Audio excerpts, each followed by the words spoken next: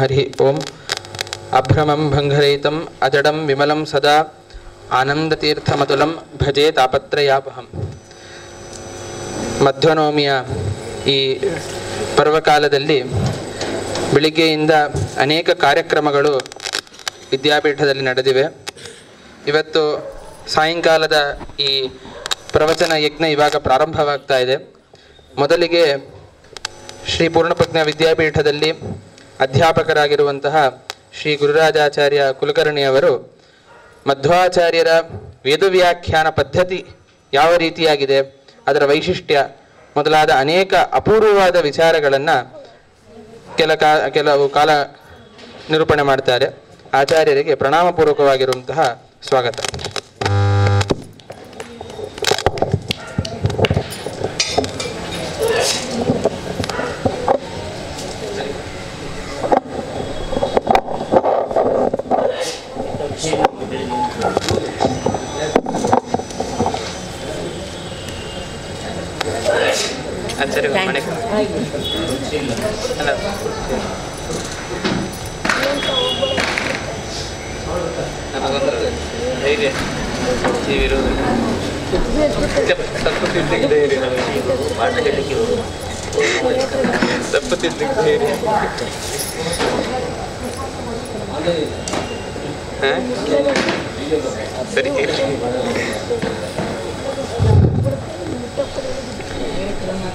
ಶ್ರೀ ಗುರುಭ್ಯೋ ನಮಃ ಹರಿ ಓಂ.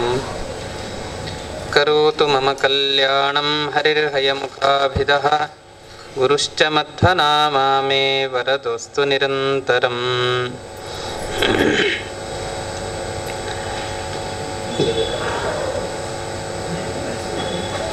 ಹರಿವಾಯು ಗುರುಗಳನ್ನು ವಂದಿಸಿ ಇವತ್ತು ಮಧ್ವನವಮಿಯ ಪರ್ವಕಾಲದಲ್ಲಿ ನಾವೆಲ್ಲರೂ ಕೂಡ ಸೇರಿದ್ದೇವೆ. ಮಧ್ವಾಚಾರ್ಯರ ಬಗ್ಗೆ ಏನೋ ಅಲ್ಪ ಸ್ವಲ್ಪ ತಿಳ್ಕೊಂಡಿದ್ದೇವೆ. ವಸ್ತುತಃ ಮಧ್ವಾಚಾರ್ಯರನ್ನು ಸರಿಯಾಗಿ ತುಂಬ ಅನೇಕ ಗ್ರಂಥಗಳ ಮುಖಾಂತರ, ಸೂಕ್ತಗಳ ಮುಖಾಂತರ ಅವರನ್ನು ಅರ್ಥ ಮಾಡಿಕೊಳ್ಬೇಕು. ಆದರೆ ಆಚಾರ್ಯರು, ನಾರಾಯಣ ಪಂಡಿತಾಚಾರ್ಯರು ಹೇಳಿದ ಕೆಲವು ಮಧ್ವವಿಜಯದಲ್ಲಿ ಬಂದಿರುವಂತಹ ಕೆಲವು ಘಟನೆಗಳನ್ನು ನಾವು ತಿಳ್ಕೊಂಡಿದ್ದೇವಷ್ಟೇ, ಕೆಲವು ಭಾಗಗಳನ್ನು ನಾವು ತಿಳ್ಕೊಂಡಿದ್ದೇವೆ. ಮಧ್ವಾಚಾರ್ಯರಿಗೆ ಅನೇಕ ಹೆಸರುಗಳು ಉಂಟು. ಹನುಮಾನ ತೀರ್ಥ ಅಂತ ಹೆಸರು ಉಂಟು, ಬೇರೆ ಬೇರೆ ಬೇರೆ ಹೆಸರುಗಳು ಇದೆ. ಹಾಗೆಯೇ ಮಧ್ವಾಚಾರ್ಯರಿಗೆ ಇನ್ನೊಂದು ಹೆಸರು ಏನು ಅಂದರೆ ವೇದ ಪ್ರವಚನಾಚಾರ್ಯ ಅಂತ ಹೆಸರು. ಅವರು ವೇದವನ್ನು ಉಪನ್ಯಾಸ ಮಾಡೋದ್ರೊಳಗೆ ತುಂಬ ನಿಷ್ಣಾತರು. ಬಹಳ ಅದ್ಭುತವಾಗಿ ವೇದದ ಉಪನ್ಯಾಸವನ್ನು ಮಾಡತಕ್ಕಂಥವರು. ಪದ್ಮನಾಭ ತೀರ್ಥರನ್ನು ವರ್ಣನೆ ಮಾಡಬೇಕಾದರೆ ಅವರನ್ನು ವೇದ ಪ್ರವಚನಾಚಾರ್ಯರ ಶಿಷ್ಯರು ಇವರು ಅಂತ ವರ್ಣನೆಯನ್ನು ಮಾಡ್ತಾ ಇದ್ರು. ಹಾಗೆ ಇಂತಹ ವೇದವನ್ನು ಬಹಳ ಸುಂದರವಾಗಿ ವರ್ಣನೆಯನ್ನು ಮಾಡ್ತಾ ಇದ್ರು. ಇದುವರೆಗೂ ಯಾರೂ ಕೂಡ ಆ ರೀತಿಯಾಗಿ ವೇದಗಳ ವ್ಯಾಖ್ಯಾನದ ದೃಷ್ಟಿಕೋನಕ್ಕೆ ಹೋಗಿರಲಿಲ್ಲ. ಇವರು ಮಾತ್ರ ಆ ರೀತಿ ವ್ಯಾಖ್ಯಾನವನ್ನು ಮಾಡ್ತಾ ಇದ್ರು. ಏನದು ಅಂದರೆ, ನಾವು ವೇದಗಳನ್ನು ವ್ಯಾಖ್ಯಾನ ಮಾಡುವ ಕ್ರಮ ಹೇಗೆ ಅಂತಂದರೆ, ವೇದಗಳನ್ನು ನಮಗೆ ಸಂಸ್ಕೃತ ಬರುತ್ತೆ ಅಂತ ಆದ ಕೂಡಲೇ ವೇದಗಳಲ್ಲಿರೋ ಒಂದೊಂದು ಪದಗಳಿಗೆ ನಾನು ಅರ್ಥ ಹೇಳ್ತೀನಿ ಅಂತ ಹೇಳಲಿಕ್ಕೆ ಹೊರಟ್ರೆ ಅದು ಏನೇನೋ ಅರ್ಥ ಆಗಿ ಹೋಗುತ್ತೆ, ನಮಗೆ ಸರಿಯಾದ ಅರ್ಥ ತಿಳುವಳಿಕೆ ಬರುವುದಿಲ್ಲ. ಮತ್ತೆ ವೇದಗಳನ್ನು ಅರ್ಥ ಮಾಡ್ಕೊಳ್ಳೋದು ಹೇಗೆ ಅಂತ ಕೇಳಿದರೆ, ವೇದಕ್ಕೆ 6 ಅಂಗಗಳಿದೆ. ಶಿಕ್ಷಾ, ವ್ಯಾಕರಣ, ಛಂದಸ್ಸು, ನಿರುಕ್ತ, ಜ್ಯೋತಿಷ, ಕಲ್ಪ ಅಂತ 6 ಅಂಗಗಳಿದೆ. ಆ ಎಲ್ಲ 6 ಅಂಗಗಳನ್ನು ನಾವು ಓದಿರಬೇಕು. ಆ ಎಲ್ಲ 6 ಅಂಗಗಳನ್ನು ಓದಿ ಅರ್ಥ ಮಾಡಿಕೊಂಡು ಅದನ್ನು ಜೀರ್ಣ ಮಾಡಿಕೊಂಡು ವೇದಗಳನ್ನು ಅರ್ಥ ಮಾಡಬೇಕಾದ್ರೆ ಯಾವ ರೀತಿ ಅರ್ಥ ಮಾಡಬೇಕು ಅಂತ ಅದರಲ್ಲಿ ನೈಪುಣ್ಯ ಇರಬೇಕು. ನಾವು ವೇದ ಮಂತ್ರ ಒಂದು ಹೇಳುತ್ತೆ ಅಂತಂದ ಕೂಡಲೇ ಅದನ್ನು ಸಿಕ್ಕಾಗೆ ಅರ್ಥವನ್ನ ಮಾಡಲಿಕ್ಕೆ ಹೋಗಬಾರ್ದು. ಅದರಿಂದ ತಪ್ಪು ಅರ್ಥಗಳಾಗತ್ತೆ ಅನ್ನೋದಕ್ಕೆ ಒಂದೆರಡು ದೃಷ್ಟಾಂತಗಳನ್ನು ಮುಂದೆ ಕೊಡ್ತೇವೆ. ಹಾಗಾಗಿ ಅದರಿಂದ ಆ ರೀತಿಯಾಗಿ ಅರ್ಥವನ್ನ ಮಾಡಬೇಕು. ಆಚಾರ್ಯರು ಹಾಗೆ ವ್ಯಾಖ್ಯಾನವನ್ನ ಮಾಡ್ತಾ ಇದ್ರು ಅನ್ನೋದಕ್ಕೆ ಮಧ್ವವಿಜಯದಲ್ಲಿ ಕೆಲವು ಉಲ್ಲೇಖಗಳಿದೆ. ಕಾಲ್ಪೀ ಕ್ಲುಪ್ತೀರ್ ವ್ಯಂಜಯನ್ ಛಾಂದಸೀಶ್ಚ ವ್ಯಕ್ತಂ ಶಾಬ್ದಂ ಶಾಸ್ತ್ರಮುದ್ಭಾವ್ಯ ಭೂಯಃ ಸವ್ಯಾಚಖ್ಯಾ ಉಕ್ತ ನೈರುಕ್ತ ಮಾರ್ಗೋ ಜ್ಯಾಯಾನ್ ಜ್ಯೋತಿರ್ವೇದಿನಾಂ ವೇದ ಮಿಥ್ಯಂ ಅಂತ ಎಲ್ಲವನ್ನೂ ಕೂಡ ನಾನೀಗ 6 ಅಂಗಗಳನ್ನು ಏನು ಹೇಳಿದ್ನಲ್ಲ, ಕಾಲ್ಪೀಹಿ ಕ್ಲುಪ್ತೀಹಿ ಕಾಲ್ಪೀಹಿ, ಕಲ್ಪಶಾಸ್ತ್ರವನ್ನ ಅಧ್ಯಯನವನ್ನು ಮಾಡಿಕೊಂಡು ಅದರಿಂದ ಹೇಗೆ ವೇದಾರ್ಥವನ್ನು ಮಾಡಬೇಕು ಅಂತ ತಿಳಿದುಕೊಂಡು ಅದನ್ನ ಪ್ರಕಟಗೊಳಿಸ್ತಾ, ಛಾಂದಸಿಷ್ಟ ಛಂದಶಾಸ್ತ್ರವನ್ನ ಅಧ್ಯಯನವನ್ನು ಮಾಡಿಕೊಂಡು, ಮತ್ತೆ ಶಾಬ್ದಂ ಶಾಸ್ತ್ರಂ ಅಂದ್ರೆ ವ್ಯಾಕರಣ ಶಾಸ್ತ್ರವನ್ನು ಅಧ್ಯಯನ ಮಾಡಿಕೊಂಡು ಯಾವ ರೀತಿ ನಿಷ್ಪತ್ತಿ ಮಾಡಬೇಕು ಅನ್ನೋದರ ಬಗ್ಗೆ ಅದನ್ನು ತಿಳಿಸಿಕೊಡ್ತಾ, ಮತ್ತೆ ನೈರುಕ್ತ ಮಾರ್ಗ, ನಿರುಕ್ತ ಅಂತ ಒಂದು ಗ್ರಂಥ ಇದೆ. ಆ ನಿರುಕ್ತದ ಸಹಾಯದಿಂದಾಗಿ ಜ್ಯೋತಿರ್ವೇದಿನ ಜೊತೆಗೆ ಜ್ಯೋತಿಷಾಸ್ತ್ರವನ್ನ ವೇದಾಧ್ಯಯನವನ್ನು ಮಾಡಬೇಕಾದ್ರೆ ಜ್ಯೋತಿಷಾಸ್ತ್ರವನ್ನು ಕೂಡ ಓದಿರಬೇಕು. ಆ ಜ್ಯೋತಿಷಾಸ್ತ್ರದ ಎಲ್ಲ ಈ ವೇದ ಅಂಗಗಳ ಅಧ್ಯಯನ ಅವುಗಳಲ್ಲಿ ಹೇಳಿರುವ ರೀತಿಯಲ್ಲಿ ನಾವು ವೇದಾರ್ಥವನ್ನು ಹೇಗೆ ಹೇಳಬೇಕು ಅಂತ ತಿಳಿಸಿಕೊಡ್ತಾ ಅದನ್ನ ವೇದದ ಅರ್ಥವನ್ನ ವ್ಯಾಖ್ಯಾನವನ್ನ ಮಾಡಿದರು ಅಂತ ಈ ರೀತಿಯಾಗಿ ಹೇಳ್ತಾರೆ. ನನಗೆ ಕೆಲವು 1-2 ಅಂಶಗಳನ್ನು ಮಾತ್ರ ನಾನಿಲ್ಲಿ ಹೇಳಲಿಕ್ಕೆ ಇಷ್ಟಪಡ್ತೇನೆ. ನಾವು ಪ್ರತಿದಿನ ಮಂತ್ರವನ್ನ ಹೇಳ್ತೇವೆ. ನಾವೆಲ್ಲ ಸಂಧ್ಯಾ ವಂದನೆ ಮಾಡಬೇಕಾದ್ರೆ ಮಂತ್ರವನ್ನು ಹೇಳ್ತೇವೆ, ಅಥವಾ ಏನಾದ್ರೂ ಪಾರಾಯಣವನ್ನ ಮಾಡಬೇಕಾದ್ರೆ ಮಂತ್ರಗಳನ್ನು ಹೇಳ್ತೇವೆ. ಸ್ವಾಮಿಗಳ ಪೂಜೆಯಲ್ಲಿ ಆಗ್ಬೇಕಾದ್ರೆ ಪಾರಾಯಣದಲ್ಲಿ ಮಂತ್ರ ಹೇಳ್ತೇವೆ. ಬೇರೆ ಬೇರೆ ಕಡೆ ಅನೇಕ ಕಡೆ ಮಂತ್ರವನ್ನು ಹೇಳ್ತೇವೆ. ಮಂತ್ರವನ್ನು ಹೇಳಬೇಕಾದ್ರೆ ಹೇಗೆ ಹೇಳಬೇಕು ಅಂತ ಕೇಳಿದಾಗ ಒಂದು ಮಾತನ್ನು ಹೇಳ್ತಾರೆ, ಯೋಹವ ಅವಿದಿತಾರ್ಷಚ್ಛಂದೋ ದೈವತ ಬ್ರಾಹ್ಮಣಾನಿ ಮಂತ್ರೇಣ ಯಜತಿ ಯಾಜಯತಿ ಗರ್ತೇವಾ ಪದ್ಯತೆ ಪ್ರವಾಮೀಯತೆ ಅಂತ ಒಂದು ಮಾತನ್ನು ಹೇಳ್ತಾರೆ. ನಾವು ಮಂತ್ರವನ್ನ ಹೇಳಬೇಕಾದ್ರೆ ಬರೀ ಮಂತ್ರವನ್ನ ಹೇಳಬಾರದಂತ. ಮತ್ತೆ ಏನ್ ಮಾಡಬೇಕು ಅಂದ್ರೆ ಋಷಿ, ಛಂದಸ್ಸು, ದೇವತೆ ಈ 3 ಕೂಡ ಸರಿಯಾಗಿ ತಿಳಿದುಕೊಂಡು, ಈ ಮಂತ್ರದ ದ್ರಷ್ಟಾರ ಯಾರು, ಮಂತ್ರವನ್ನು ಕಂಡುಕೊಂಡಂತಹ ವ್ಯಕ್ತಿ ಯಾರು, ಈ ಮಂತ್ರದಿಂದ ಪ್ರತಿಪಾದ್ಯವಾದಂತಹ ಛಂದಸ್ಸು ಯಾವುದು, ಮತ್ತೆ ದೇವತೆ ಯಾರು, ಇವುಗಳನ್ನ ಸರಿಯಾಗಿ ಅರ್ಥ ಮಾಡಿಕೊಂಡು ನಾವು ಅದನ್ನು ಹೇಳಿ ಸ್ಮರಣೆ ಮಾಡುತ್ತಾ ನಾವು ಮಂತ್ರವನ್ನ ಉಚ್ಚಾರಣೆ ಮಾಡಬೇಕು. ಆ ಮಂತ್ರದ ಉಚ್ಚಾರಣೆ ಕ್ರಮನು ಹೇಗಿರಬೇಕು, ಅದಕ್ಕೆ ನಾವು ಅದರಲ್ಲಿ ಆಚಾರ್ಯರು ಪುಟ್ಟ ಬಾಲಕರಾಗಿದ್ದಾಗ ಪಠಸಿನೋ ಶಠತೆ ಸಖಿಭಿ ಸಖಂ ಸಮಂ ಕಿಮಿತಿ ನಿತ್ಯ ಮುದಾಸಿತ ಧೀರಿತಿ ಅಂತ ಗುರುಗಳು ಬೈದ್ರು. ಯಾವಾಗ ನೋಡಿದ್ರು ಬರೀ ಆಟ ಆಡ್ತಾ ಇರ್ತಿ, ಓದೋದೇ ಇಲ್ಲ ಅಂತ. ಕೊನೆಗೆ ಆಮೇಲೆ ನಿನಗೆ ನಾನೆಲ್ಲ ಮತ್ತೆ ನನಗೆ ಆವೃತ್ತಿ ನನಗೆ ಇಷ್ಟ ಇಲ್ಲ, ನೀವೆಲ್ಲ ತುಂಬಾ ಸರ್ತಿ ಆವೃತ್ತಿ ಮಾಡಿಸ್ತೀರಿ, ನನಗೆ ಅದೆಲ್ಲ ಇಷ್ಟ ಆಗಲ್ಲ ಅಂತ ಆಚಾರ್ಯರು ಹೇಳಿದಾಗ, ವಾಸುದೇವ ಹೇಳಿದಾಗ, ಹೌದಾ ಹಾಗಾದ್ರೆ ನಾನು ಪಾಠ ಮಾಡದೇ ಇರೋ ಭಾಗ ಹೇಳಿ ನೋಡೋಣ ಅಂದ್ರೆ ಆಯ್ತು ಅಂತ ಹೇಳಲಿಕ್ಕೆ ಶುರು ಮಾಡಿದ್ರು. ಸಕಲ ಲಕ್ಷಣ ಶಿಕ್ಷಣ ಮೂಲಭೂಹು ಶ್ರುತಿ ಸಮಾಮನಂ ಸ್ಖಲನೋಜ್ಜಿತಂ. ಏನು ಆ ವೇದದ ಉಚ್ಚಾರಣೆ, ಎಷ್ಟು ಸ್ಪಷ್ಟ ಉಚ್ಚಾರಣೆ, ಅಲ್ಪ ಪ್ರಾಣ ಮಹಾಪ್ರಾಣಗಳು ಯಾವ್ಯಾವ ವರ್ಣ ಯಾವ್ಯಾವ ಸ್ಥಾನದಲ್ಲಿ ಹುಟ್ಟತ್ತೆ, ಯಾವ್ಯಾವ ಸ್ಥಾನದಿಂದ ಏನೇನಾಗತ್ತೆ ಅದರ ಕ್ರಮಬದ್ಧ ಅದೇ ರೀತಿಯಾಗಿ ಯಾವುದನ್ನ ಏಕಮಾತ್ರ ಕಾಲದಲ್ಲಿ ಹೇಳಬೇಕು, ಯಾವುದನ್ನ ಅರ್ಧ ಮಾತ್ರ ಕಾಲದಲ್ಲಿ ಹೇಳಬೇಕು. ಚೂರು ವ್ಯತ್ಯಾಸ ಆದ್ರೂ ಅರ್ಥ ವ್ಯತ್ಯಾಸ ಆಗತ್ತೆ, ಚೂರು ವ್ಯತ್ಯಾಸ ಆದ್ರೂ ತುಂಬಾ ಅನರ್ಥಗಳಿದೆ. ಏನು ವ್ಯತ್ಯಾಸವನ್ನ ಮಾಡದೇನೆ ತುಂಬಾ ಚೆನ್ನಾಗಿ ವೇದಗಳನ್ನ ಉಚ್ಚಾರಣೆ ಮಾಡಿದ್ರು. ನಮಗೆ ನೆಟ್ಟಿಗೆ ವೇದ ಉಚ್ಚಾರಣೆ ಮಾಡೋದೇ ಕಷ್ಟ ಇದೆ. ವೇದಾಧ್ಯಯನವನ್ನ ಯಾರು ಪರಂಪರೆಯನ್ನು ಮಾಡ್ತಿರ್ತಾರೆ ಅವರ ಅನುಗ್ರಹ ಇತ್ತು ಅಂದ್ರೆ, ಅಥವಾ ನಮ್ಮ ಹಿರಿಯರ ಅನುಗ್ರಹ ಇತ್ತು ಅಂದ್ರೆ ಅದನ್ನು ಮಾಡ್ಲಿಕ್ಕೆ ಸಾಧ್ಯ. ಹಾಗಾಗಿ ಆ ರೀತಿಯಾಗಿ ವೇದವನ್ನ ಸ್ಪಷ್ಟವಾಗಿ ಉಚ್ಚಾರಣೆಯನ್ನು ಮಾಡಬೇಕು. ಅದರಲ್ಲಿ ಋಷಿ, ಛಂದಸ್ಸು, ದೇವತೆಗಳನ್ನ ಸರಿಯಾಗಿ ಅರ್ಥ ಮಾಡಿಕೊಳ್ಬೇಕು. ಇಲ್ಲಿ ಈ ಋಷಿ, ಛಂದಸ್ಸು, ದೇವತೆಗಳ ಅವಶ್ಯಕತೆ ಏನಿದೆ ಅಂತ ನೀವೆಲ್ಲ ಕೇಳಬಹುದು. ಆಚಾರ್ಯರು ಈ ಋಗ್ಭಾಷ್ಯದೊಳಗೆ ಬಹಳ ಚೆನ್ನಾಗಿದ್ರ ವಿವರಣೆಯನ್ನು ಕೊಡ್ತಾರೆ. ಯಾರಿಗೆ ಮೋಕ್ಷ ಬೇಡಿ ಹೇಳಿ ನೋಡೋಣ, ಕೈ ಎತ್ತಿ. ಯಾರಿಗೆ ಮೋಕ್ಷ ಬೇಡ? ಯಾರು ಕೈ ಎತ್ತಲ್ಲ, ಎಲ್ರಿಗೂ ಮೋಕ್ಷ ಬೇಕೇ ಬೇಕು. ಹಾಗಾದ್ರೆ ಮೋಕ್ಷ ಬೇಕಾದ್ರೆ ನೀವೇನ್ ಮಾಡಬೇಕು ಅಂತಂದ್ರೆ, ಮೋಕ್ಷ ಬೇಕು ಅಂತ ಆದ್ರೆ ವೇದಾಧ್ಯಯನವನ್ನು ಮಾಡಬೇಕು. ವೇದಾಧ್ಯಯನವನ್ನು ಮಾಡಿದ್ರೆ ಮೋಕ್ಷ ಸಿಗುತ್ತೆ. ಸರಿ, ವೇದಾಧ್ಯಯನವನ್ನ ಹೇಗ್ ಮಾಡಬೇಕು ಅಂತಂದ್ರೆ, ಉದ್ದಕ್ಕೆ ಮಂತ್ರವನ್ನ ಹೇಳ್ತಾ ಹೋದ್ರೆ ಉಪಯೋಗ ಇಲ್ಲ. ಋಷಿ ಛಂದೋ ದೈವತಾನಿ ಜ್ಞಾತ್ವಾರ್ಥಂ ಚೈವ ಭಕ್ತಿತಃ ಸ್ವಾಧ್ಯಾಯೇನೈವ ಮೋಕ್ಷ ಸ್ಯಾತ್ ಅಂತ. ಋಷಿ, ಛಂದಸ್ಸು, ದೇವತೆ ಇವುಗಳನ್ನ ಸರಿಯಾಗಿ ತಿಳಿದುಕೊಂಡು ಭಕ್ತಿ ಪುರಸ್ಸರವಾಗಿ ನಾವು ವೇದಾಧ್ಯಯನವನ್ನು ಮಾಡಬೇಕು. ಏನೋ ಗುರುಗಳು ಹೇಳ್ತಾರೆ ಕಾಟಾಚಾರಕ್ಕೆ ನಾವು ವೇದಾಧ್ಯಯನವನ್ನು ಮಾಡಬಾರದು. ಬಹಳ ಭಕ್ತಿ ಶ್ರದ್ಧಾ ಪುರಸ್ಸರವಾಗಿ ವೇದಗಳನ್ನ ಅಧ್ಯಯನವನ್ನು ಮಾಡಬೇಕು. ಅಂದ್ರೆ ತಾತ್ಪರ್ಯ ಮೊದಲು ಋಷಿ, ಛಂದಸ್ಸು, ದೇವತೆಗಳನ್ನ ನಾವು ಅರ್ಥ ಮಾಡಿಕೊಳ್ಬೇಕು. ಬರೀ ವೇದಗಳನ್ನ ಉಚ್ಚಾರಣೆ ಮಾಡೋದ್ರಿಂದ ಮಾತ್ರ ಮೋಕ್ಷ ಸಿಗಲ್ಲ. ಅಧ್ಯಯನ ಅಂದ್ರೆ ಬರೀ ಶಬ್ದ ಉರು ಹೊಡೆಯೋದು ಮಾತ್ರ ಅಲ್ಲ, ಜೊತೆಗೆ ಇದಾದ ನಂತರ ವೇದಾಂಗಗಳನ್ನು ಓದಿಕೊಂಡು ವೇದಗಳ ಅರ್ಥವನ್ನ ನಾವು ತಿಳ್ಕೊಳ್ಳಿಕ್ಕೆ ಪ್ರಯತ್ನವನ್ನ ಪಡಬೇಕು. ಆ ಅರ್ಥವನ್ನ ಯಾರು ತಿಳ್ಕೊಳ್ತಾನೋ, ಬರೀ ವೇದವನ್ನು ಹೇಳೋದಕ್ಕಿಂತ ವೇದವನ್ನ ಅರ್ಥ ತಿಳ್ಕೊಂಡಂತವನು ಶ್ರೇಷ್ಠ.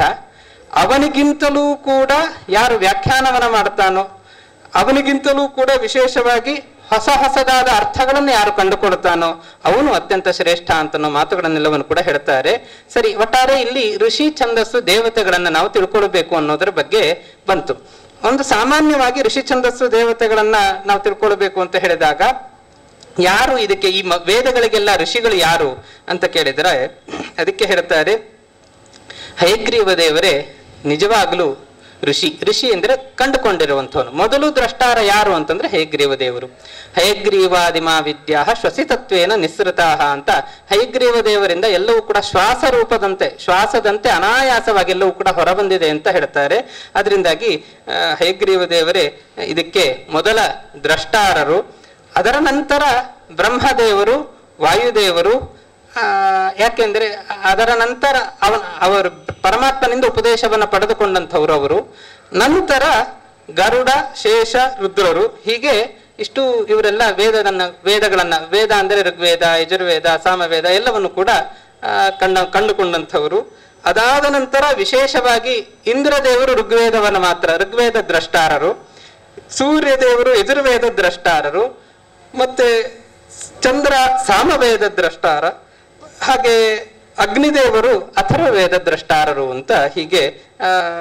ಅದಾದ ನಂತರ ಉಳಿದ ಋಷಿಗಳು ನಾವಿವತ್ತು ವಿಶ್ವಾಮಿತ್ರ ಋಷಿ, ಹಾಗೆ ಶತರ್ಚಿ ಋಷಿ ಅಂತ ಹೇಳ್ತೀವಿ, ಗೃತ್ಸಮದ ಋಷಿ ಅಂತ ಹೇಳ್ತೀವಿ. ಇವರೆಲ್ಲ ಋಷಿಗಳು ಕೆಲವು ಭಾಗಗಳನ್ನ ಕಂಡುಕೊಂಡಿದ್ದಾರೆ ಅಂತ ಅನ್ನೋದನ್ನ ನಾವು ಅರ್ಥ ಮಾಡ್ಕೊಳ್ಬೇಕು. ಹಾಗಾದ್ರೆ ನಾವು ಓದಬೇಕಾದ್ರೆ ಒಬ್ಬರೇ ಋಷಿ ಅಂತ ನಮ್ಗಿರ್ತಾರೆ, ಒಬ್ಬರು ಇಬ್ರು ಅಂತ ಅಷ್ಟು ಮಾತ್ರ ಇಟ್ಕೊಳ್ಳೋದಲ್ಲ.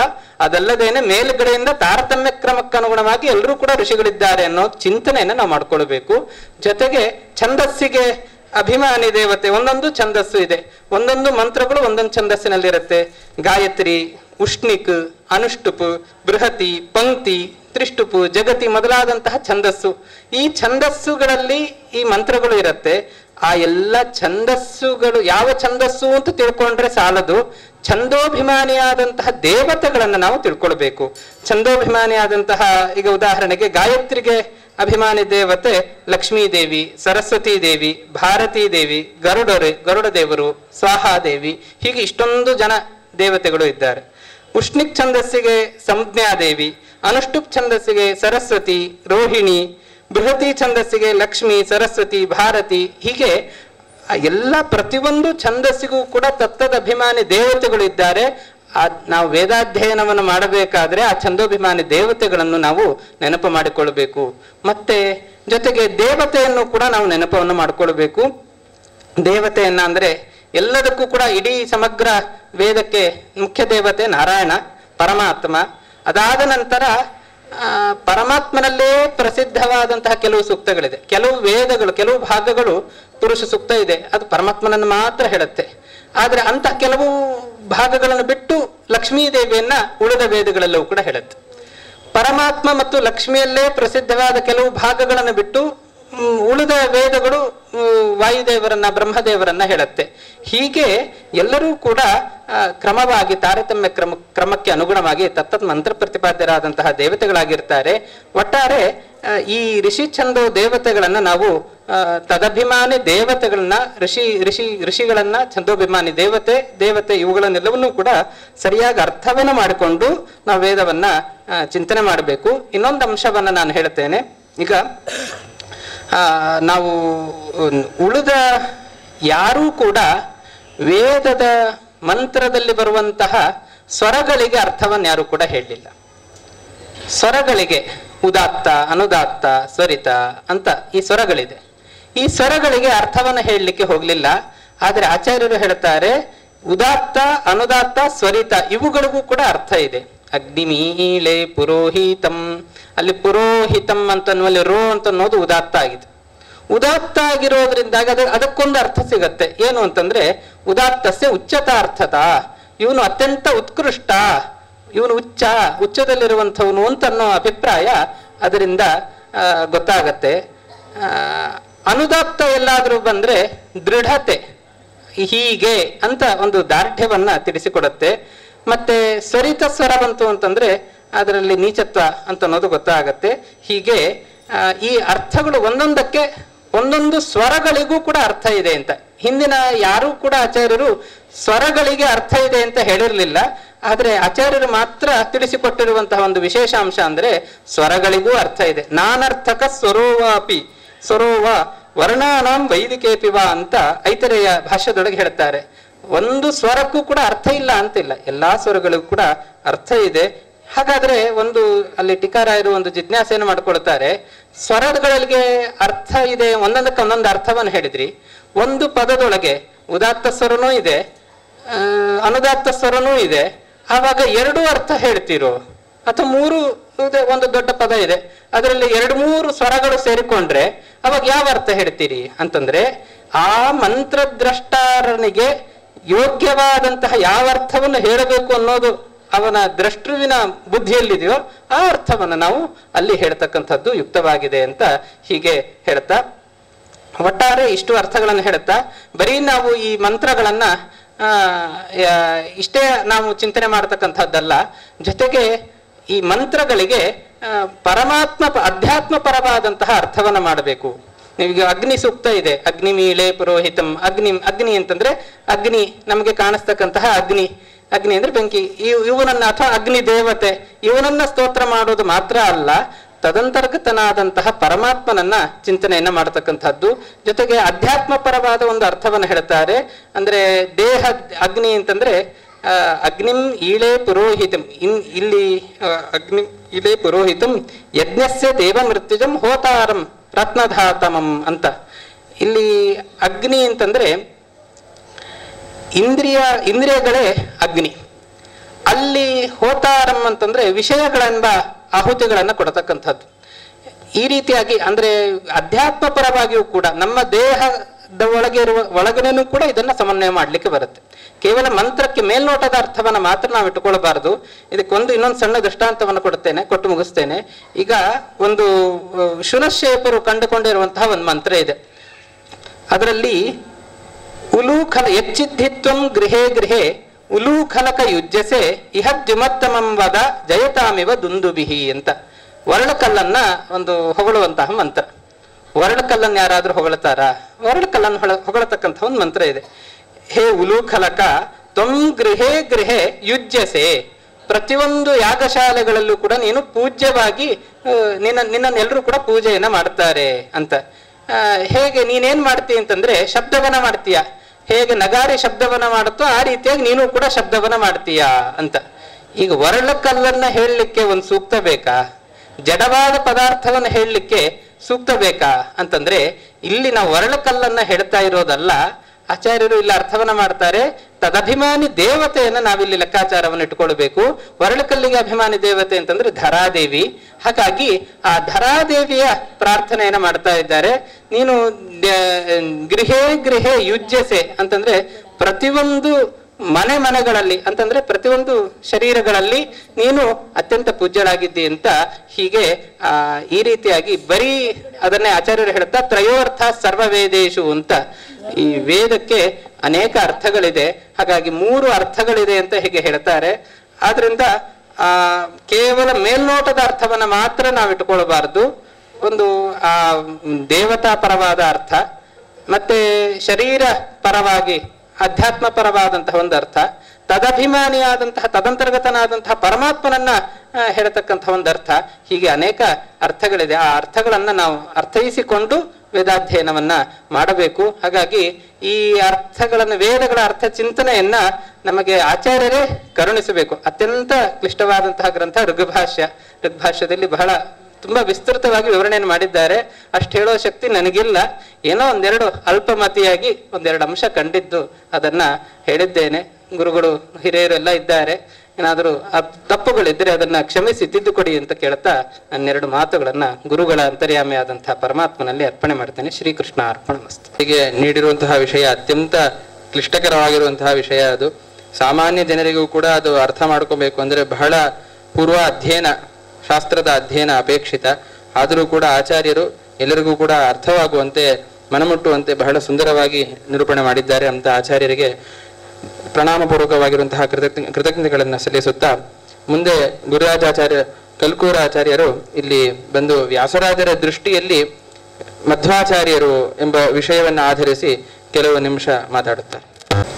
ಯಜ್ಞೇನ ಯಜ್ಞಮಯಜಂದ ದೇವಾಸ್ತಾನಿ ಧರ್ಮಾಣಿ ಪ್ರಥಮಾನ್ಯಾಸಂತೆ ಹನಾಕಂ ಮಹಿಮಾನಸ್ಸಚಂತ ಯತ್ರ ಪೂರ್ವೇ ಸಾಧ್ಯಾ ಸಂತಿ ದೇವಾಃ ತೃತೀಯಾಮಸ್ಯ ವೃಷಭಸ್ಯ ದೋಹಸೇ ದಶ ಪ್ರಮತಿಂ ಜನಯಂತ ಯೋಷಾಣಃ ತಪಸ್ವಾಧ್ಯಾಯ ಶುಶ್ರೂಷಾ ಕೃಷ್ಣಪೂಜಾ ರತಂ ಮುನಿಂ ವಿಶ್ವೇಶಮಿಷ್ಟದಂ ವಂದೇ ಪರಿವ್ರಾಟ್ ಚಕ್ರವರ್ತಿನಂ. ಶ್ರೀ ಗುರುಭ್ಯೋ ನಮಃ. ಹರಿ ಓಂ. ಎಲ್ಲ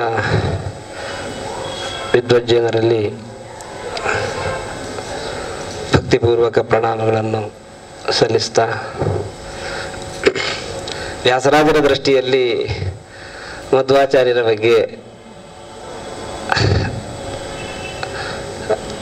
ಕೆಲವೊಂದು ಅಂಶಗಳನ್ನು ನಿರೂಪಿಸುವುದಕ್ಕಾಗಿ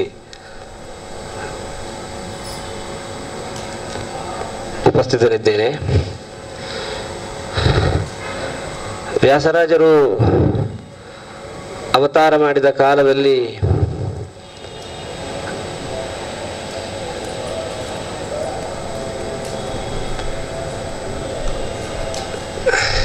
ಕಾಲಕ್ಕೆ ಸರಿಯಾದ ಕೆಲಸ ಮಾಡಬೇಕಾದಂಥ ಒಂದು ಅನಿವಾರ್ಯತೆ ಪ್ರತಿಯೊಬ್ಬರಿಗೂ ಇರ್ತದೆ. ಆಯಾ ಕಾಲಕ್ಕೆ ಏನು ಮಾಡಬೇಕು ಅದನ್ನು ಮಾಡಬೇಕಾಗ್ತದೆ. ಹಾಗೆ ಅಂಥ ಸಂದರ್ಭದಲ್ಲಿ ವ್ಯಾಸರಾಜರ ಕಾಲದಲ್ಲಿ ಪ್ರಾಯಃ ಇವತ್ತು ಅವರು ಗ್ರಂಥಗಳ ಮುಖಾಂತರ ಮಾಡಬೇಕಾದಂಥ ಸೇವೆ ಏನಿದೆ ಅದು ದೊಡ್ಡ ಗುರುಗಳ ಸೇವೆ ಆಗುತ್ತೆ. ಶ್ರವಣಂ ಮನನಂಚೈವ ನಿಧಿಧ್ಯಾಸನಮೇವ ಚ ಪರೇ ಗುರೌಚ ಯಾ ಭಕ್ತಿ ಪರಿಚರ್ಯಾಧಿಕಂ ಹರೇಹೆ ಏಷಾ ಸೇವೇತಿ ಸಂಪ್ರೋಕ್ತ ಯಥಾ ತದ್ದರ್ಶನಂ ಭವೇತ್ ಅಂತ ಹೇಳಿ ಬೃಹತ್ ಸಂಹಿತೆಯಲ್ಲಿ ಹೇಳಿರುವಂತೆ, ನಾವು ಗುರುಗಳಲ್ಲಿ ಮಾಡುವ ಭಕ್ತಿ ಅಂದರೆ ಅದು ಅವರ ಪರಿಚರ್ಯೆ, ಅಂದರೆ ಹಿರಿಯರ ಪರಿಚರ್ಯೆ ಅಂದರೆ ಅದು ದೈಹಿಕವಾದ ಸೇವೆಯೂ ಆಗಿರ್ಬೋದು ಅಥವಾ ಅವರು ಸಂಪಾದಿಸಿ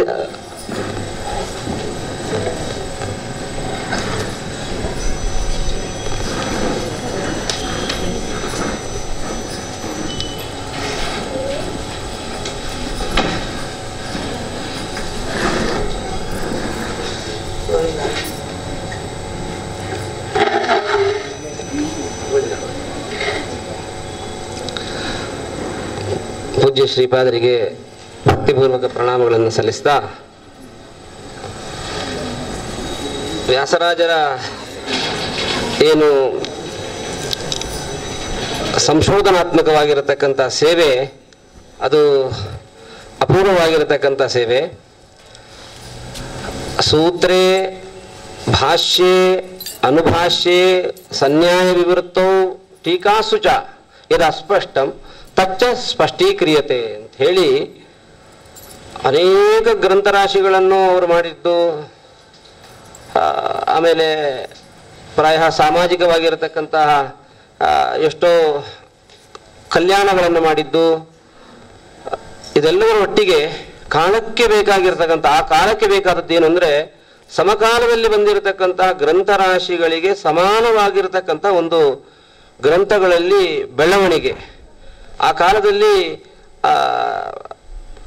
ಮಧ್ವಾಚಾರ್ಯರು ಏನು ಪ್ರತಿಪಾದನೆ ಮಾಡಿದ್ದಾರೆ, ಜಗತ್ ಸತ್ಯತ್ವ, ವಿಷ್ಣು ಸರ್ವೋತ್ತಮತ್ವ, ಉಳಿದ ಅನೇಕ ಪ್ರಮೇಯಗಳನ್ನು ಏನು ಪ್ರತಿಪಾದನೆ ಮಾಡಿದ್ದಾರೆ, ಆ ಪ್ರಮೇಯಗಳ ಬಗ್ಗೆ ಬಹಳಷ್ಟು ವಿಮರ್ಶೆಗಳು ನಡೀತಾ ಇದ್ದಂಥ ಕಾಲ.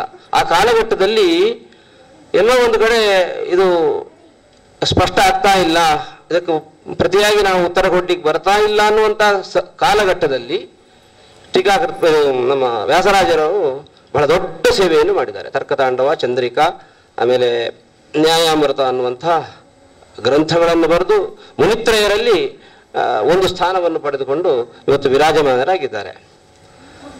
ಅದರಲ್ಲಿ ನಾನು ಬರ್ತಕ್ಕಂತಹ ಒಂದು ಚಿಕ್ಕ ವಿಚಾರವನ್ನು ವ್ಯಾಸರಾಜರು ಯಾವ ದೃಷ್ಟಿಯಲ್ಲಿ ವಿಮರ್ಶೆ ಮಾಡಿದ್ದಾರೆ, 1ನೇ ಅಧ್ಯಾಯದಲ್ಲಿ 3ನೇ ಪಾದದಲ್ಲಿ ಒಂದು ಅಧಿಕರಣ ಬರ್ತದೆ.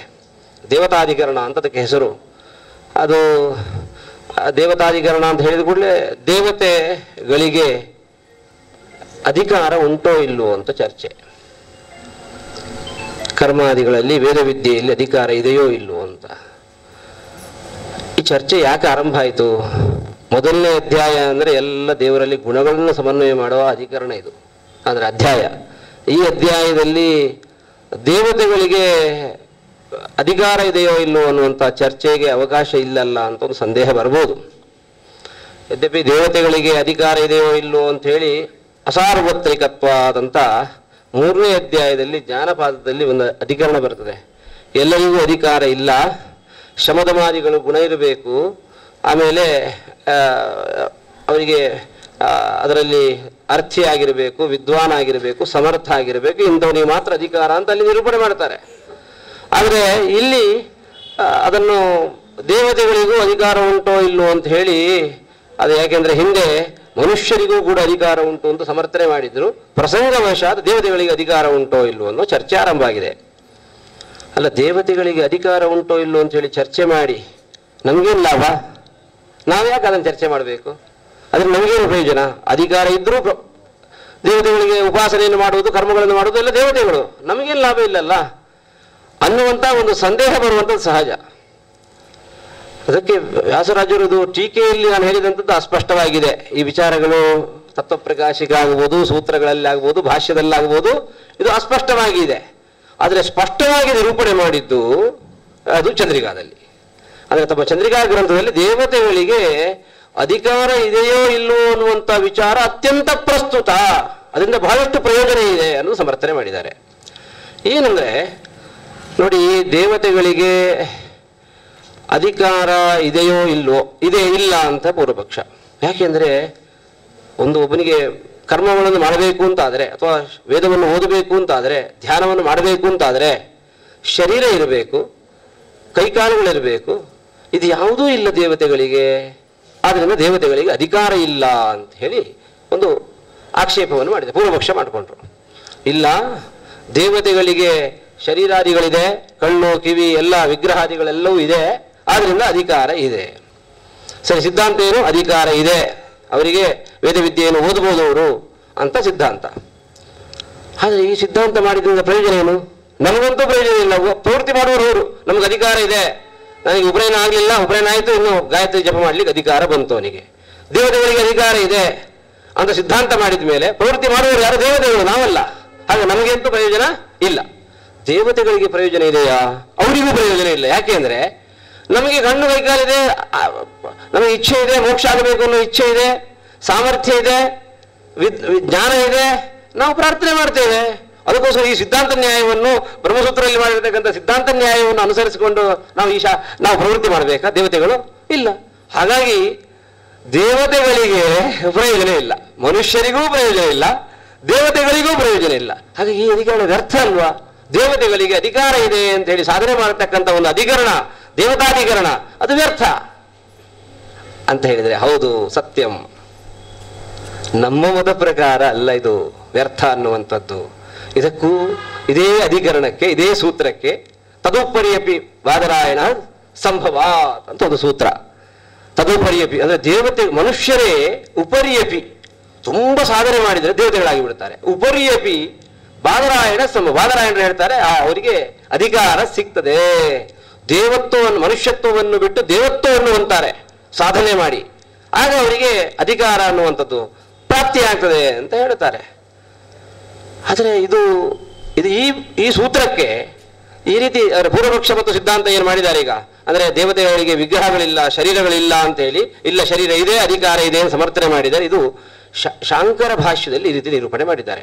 ಹಾಗಾಗಿ ಆ ಭಾಷ್ಯದ ಪ್ರಕಾರ ಇಲ್ಲಿ ದೇವತೆಗಳಿಗೂ ಪ್ರಯೋಜನ ಇಲ್ಲ, ಮನುಷ್ಯರಿಗೂ ಪ್ರಯೋಜನ. ಈ ಸಿದ್ಧಾಂತ ನ್ಯಾಯವನ್ನು ತಿಳಿದುಕೊಂಡು ದೇವತೆಗಳಿಗೆ ಅಧಿಕಾರ ಇದೆ ಅನ್ನುವಂಥ ಪ್ರಮೇಯವನ್ನು ತಲೆಯಲ್ಲಿ ಹೊತ್ತುಕೊಂಡ್ರೆ ನಮಗೂ ಪ್ರಯೋಜನ ಇಲ್ಲ, ದೇವತೆಗಳಿಗೂ ಪ್ರಯೋಜನ ಇಲ್ಲ.